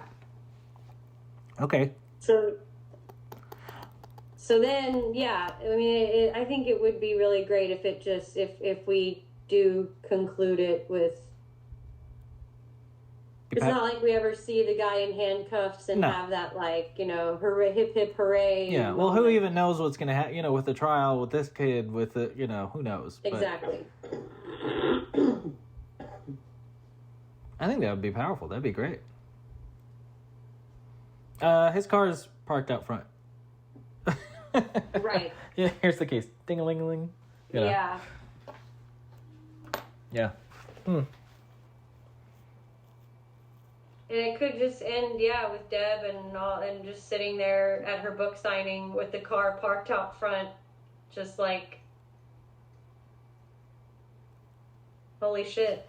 Doing the signature. Who should I make this out to? Yeah. You know, and then she just like holds the book, like, and then closes the book, cut to credits. Yeah. Throws the book at the guy. No. Yeah, I mean, that's pretty... That feels good. Yeah, it feels really good to me. Wow. All right. I think that's good. Okay, so I'm going to go through... Okay, let's make a plan for the next thing. Because what I could do is... So, I mean, I'm part of the Houston Filmmakers Facebook group. Just a bunch of indie people, you know, people that haven't, like, made it, whatever that means. But a lot of them... They started a Facebook chat with the members of the group, and I was like, they were like, what's everyone working on for 2024? And I said, this thing, and I got a lot of people saying, hey, because I was like, I just put the not finishing touches, but the finishing touches on the first draft of the script. Yeah. I gotta polish it up. One guy was like, well, if you need someone with a Polish accent, I said, no, Polish, not Polish. Anyway, a lot of people were like, oh, if you need people to read through it, like whenever you read through it, I'm down to do it. Nice. This is a little awkward because a lot of it's a lot of black folk, a lot of African American people. And I'm like, but this movie is not, it's supposed to be, the whole thing is it's all these old white men. Right. So I can't cast you because you're black. And I'm like, I can't say that. But that's kind of what it's about. My other thing is that the only other thing that, you know, you can't please everybody. So I always have to remember that from the get-go, that no matter what you do, there's always going to be some group or somebody who's going to say you didn't do this or you didn't cover this. But if it is a bunch of white girls, if it is only a bunch of white girls who get kidnapped, people are going to say that we're not focused. We're not sensitive to the fact that people of color generally have it a lot harder than. And listen, it can be whoever wants to be the kidnapped girls. They're welcome to be the kidnapped girls. I don't care. But the thing is, then if we made it like Sherry, then we're still trying to make it that she has this awful white guy dad who is just like the rest of. So it couldn't be her, which. Yeah. I mean, it's it gets complicated. For purposes that are making the point, right? That particular girl does need to be probably a white girl who has a white dad who doesn't want his perfect little white girl, being drugged, reflecting on his own. You know what I mean? Yeah, for sure. But there is space for making the other girls be, but then we'd have to also pepper in the racism that happens in these small towns and stuff, which, is like, do we want to go there? And also, as two white, blonde-haired, blue-eyed, Aryan-looking people, we would have to be very, very careful about how we navigate racial issues. Well, and on top of that, this is not what that story is about either. No, it's not. It's plain misogyny. It's not. Right. It's not about all this other stuff, which is important. Right. But maybe that's the sequel. But right. Yeah. So yeah, we'll worry about that when we get there. But anyway, those are just things to. Yeah. Just things to. I have to use the restroom. Really? Go. Yeah. Take a commercial break.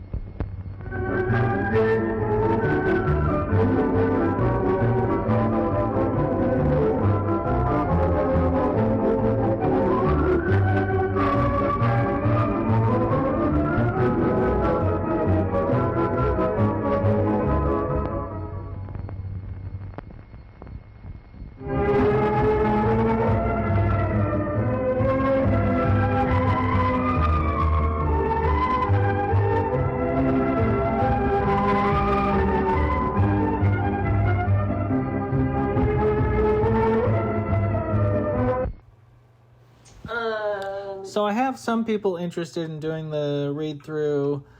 What I think would be what we could do is I'll go through and add some of these things, maybe run it by you. Well, probably run it by you, but I don't know that we need to do a full video chat again for the little things. What I think we could maybe do is start releasing these episodes one a week.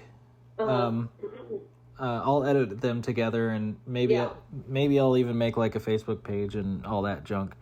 YouTube page and stuff. What I could do is release those, and then where I insert commercial breaks, it could be like, hey, here's give us money to make this thing. Yeah. And then, but we can start putting, because there's 3 of these that there's 4 that we've done. 3 of them have been recorded.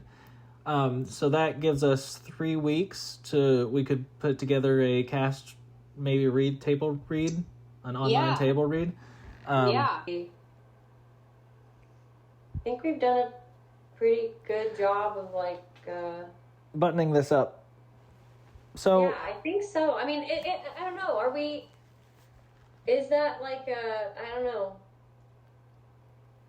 It all makes sense to me. To me, because the hardest thing about ending things like this is because so many people are going to want a different ending. So many people are going to want to see something different.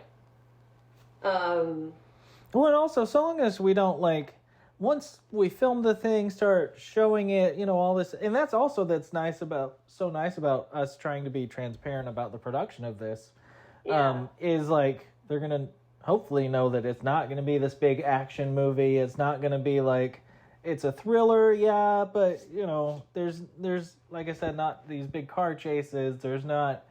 It's got this psychological horror element, but it's also not super horror movie. It's a lot of things. So if we're open about with what it is, that it's essentially an essay, then it should be okay. if we're able to, once we start putting stuff out there, if we're able to like, so I was listening to Mike Birbiglia's podcast, and he no, it was actually the episode it was Mike Birbiglia on Pete Holmes's podcast, and it was the one that came out in 2016 or something, right after Mike Birbiglia's movie came out, his first movie that he wrote and directed. Yeah. Or maybe it wasn't his first one, but it was anyway. It was Don't Think Twice. It's really really good with Key, Keegan Michael Key, and a bunch of SNL alum. Yeah. Any hoots, they're talking about the production of this thing, and he was like, "Yeah, I mean, I went through like 10 drafts of the script, and like after like the third draft, we did a cast reading with my friends, and then after that, they offered their opinions, and then I changed it, and then we did more cast read-throughs and all this, and so it's like an ongoing process, and that movie is really nice and subtle, and it's about a lot of real like bigger picture ideas as well. So like, you know, I understand that it's going to be a process, and if we're transparent about all of it, hopefully that people like that, and we're able to not temper people's expectations, but they'll know what they're going to get. I don't know. Yeah. We'll see. Yeah, I think... hopefully. And then we'll just, in the meantime, have to come up with content to put out between the cast when we get it done and when we start filming the thing, so that we can keep feed the algorithm. So we can feed that algorithm. But that's okay. Yeah, I mean... Yeah, I think we'll be able to... I think we can get this done, and I think like I said, it's just people talking. It's like a cast of like 10, 15 people, not including like extras and all that, and like little people, not little people, unless they're really good, you know, who knows. Yeah. Well, little parts. I know I have friends that would be really great to do at least like a Zoom read. Sure. Like, that's what I was mad. Yeah, that's what I figured we'd do. Yeah. We'd have to not do it on here. Maybe we could do it on Google something. I don't know. I don't know what. Something that would allow multiple people that we don't have to pay for. That'd be nice. Yeah. But we'll worry about that. Yeah, I know. I have a lot of. I have a plethora of people. It'd just be a fun little couple of hours, you know. So yeah, you know. Yeah. I've done them.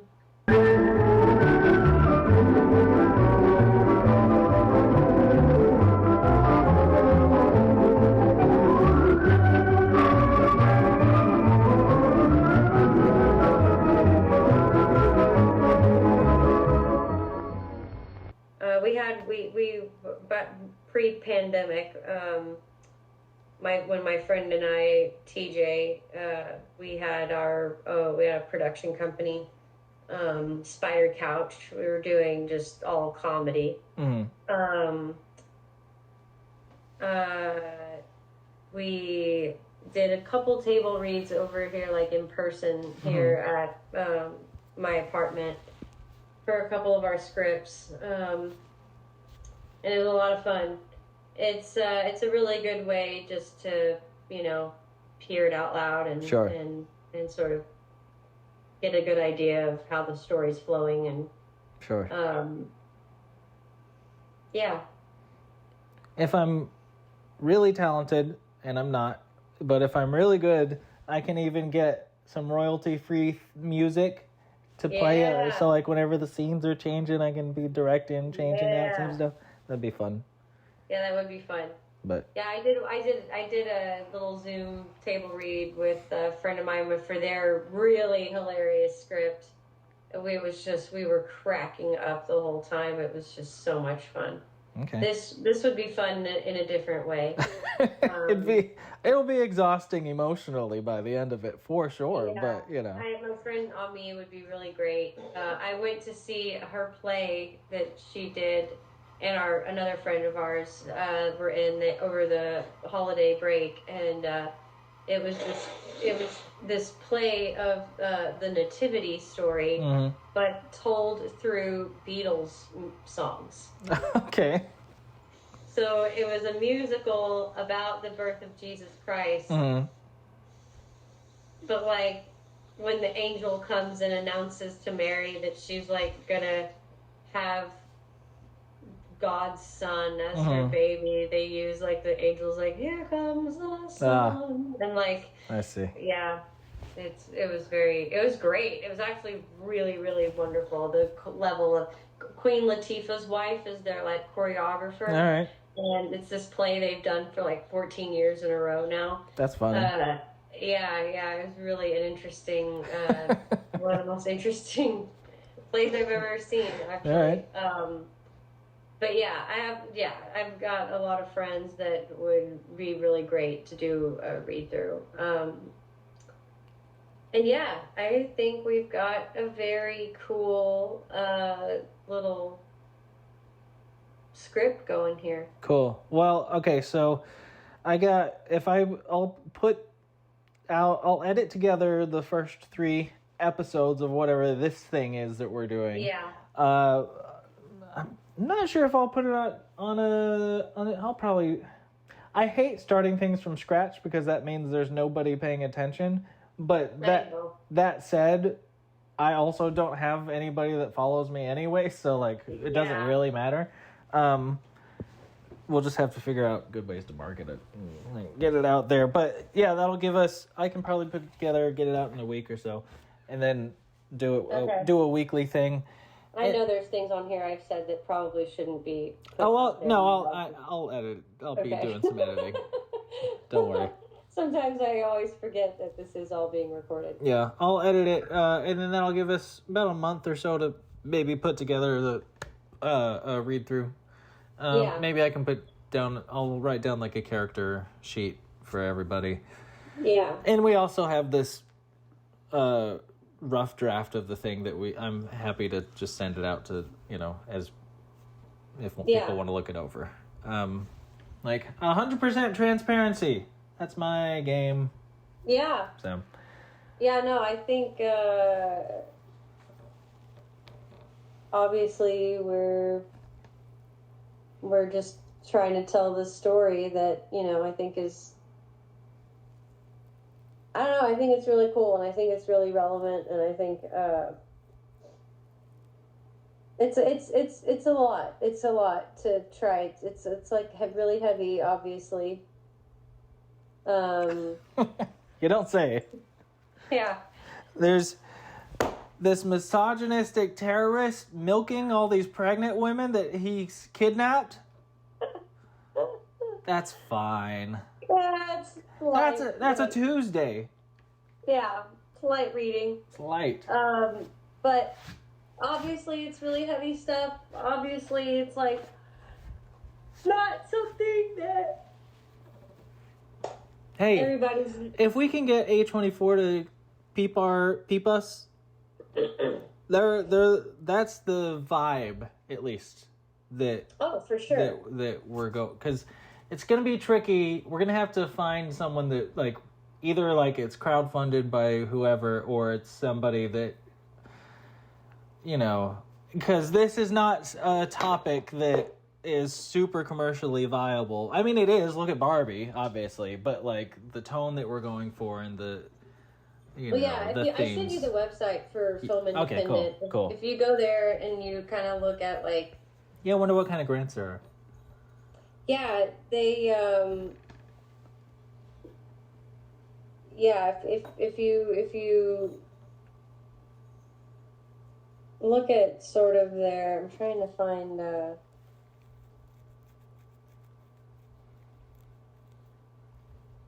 there grants that are here's a very liberal cause, or here's a obviously there's probably easy ones for women filmmakers and Yeah, women in film and stuff like that. That one's good. There's a lot of stuff like that. I'm trying to find. Okay. Like the Planned Parenthood film grant, that Right. kind of stuff would be great. I doubt it exists, but it would be cool. Right. So, film independent members believe that supporting artist-driven storytelling is critical to our culture. Each level of membership, Trying to find where it talked about like what they. But you also wouldn't assume Silence of the Lambs would be a huge commercially viable project Right. either, and because that's super super heavy, and it obviously is legendary. So I'm not comparing us to that, but the idea that just because it has heavy influences and talks about patriarchy and misogyny and all that doesn't necessarily mean there's not a market for it. Obviously there is. Barbie proved that. Yeah, patriarchy is awesome. Saying the ultra reflective glasses. So my meme I made. Yes. Your job is cloud. Yes. Eric just recently watched Barbie with me. Oh, okay. So yeah, what is fiscal sponsorship? Fiscal sponsorship is an arrangement between an existing 501 nonprofit organization and an individual or entity lacking the legal status needed to receive grants from foundations, individual donors, and government agencies. The fiscal sponsor agrees to provide administrative services and oversight to and assume limited legal and financial responsibility for the activities of groups or individuals engaged in work, blah, blah, blah. Right. This is talking about, what Film Independent does for, like, your project. Right. They apply for the grants and solicit tax-deductible donations Sure. for you. Basically, you give them the project, they hire you to do your side. Interesting. They handle all the administrative stuff, and it's basically theirs, but your project. Interesting. Right. Huh. But it says up there what all the membership benefits are. Yeah, that's what I was... Filmmaker networking events, continuing education opportunities, online filmmaking resources, voting privileges.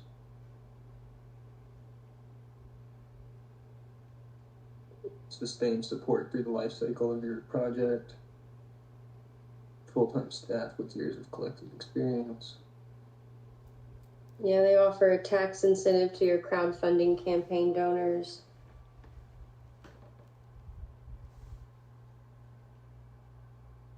We just need one liberal benefactor.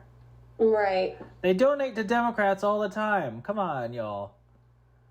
So if you apply... I wonder if that wouldn't be a bad way to find someone that would... Like, someone just figure out who like the most liberal politicians are, see who their donors are, and be like, hey... Well, we have Adam Schiff here.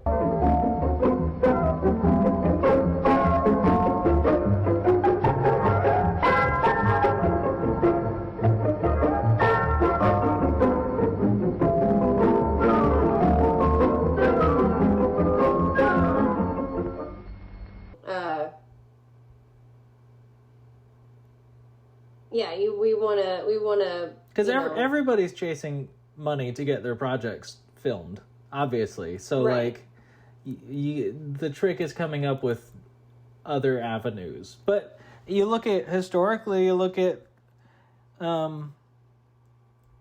most first time. Not that I'm a first time filmmaker, but like whenever first time filmmakers get their money, it's or like some art benefit project thing like that'll be at a museum.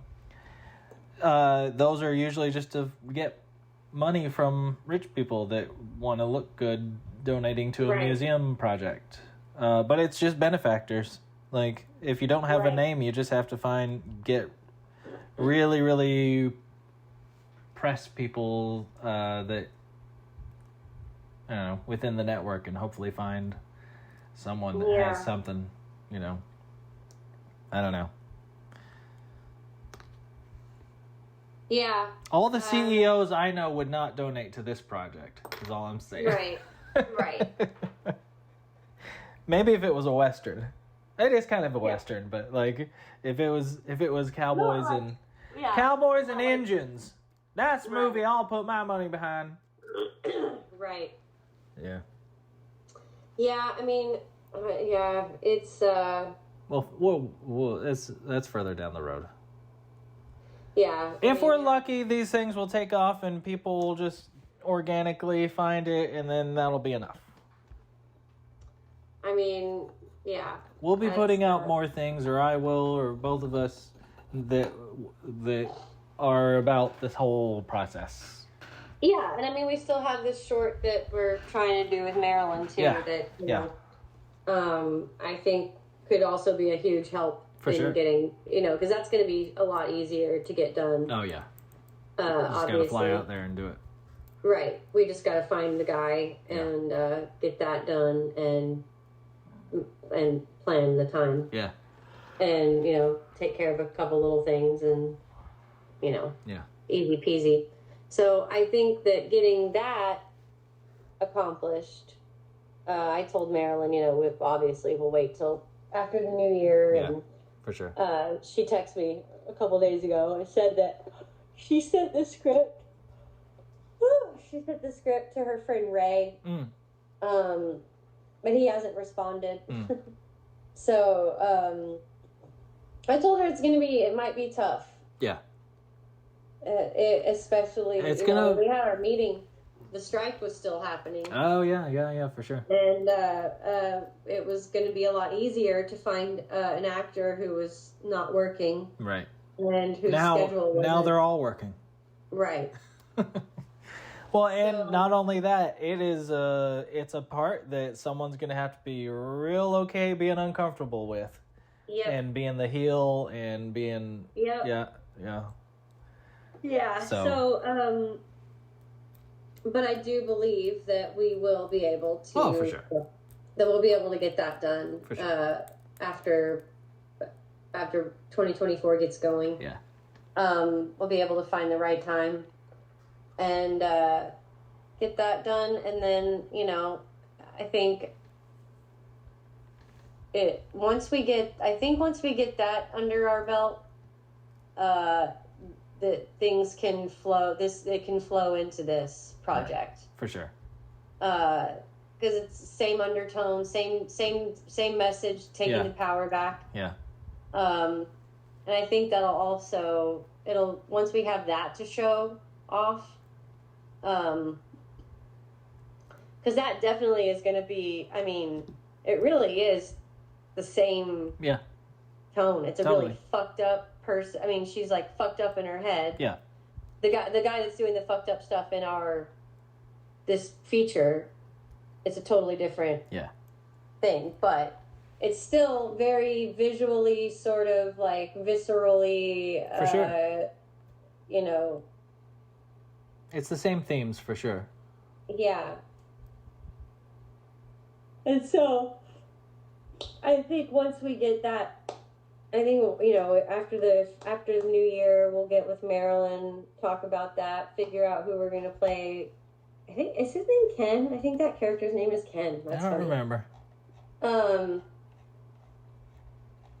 Figure out who we're going to get to play that guy. And then, do you need to make yourself another espresso? I do. I really do. I gotta go pick Kylie up soon. Okay. I need to work out and do other stuff. But, so yeah. But I think that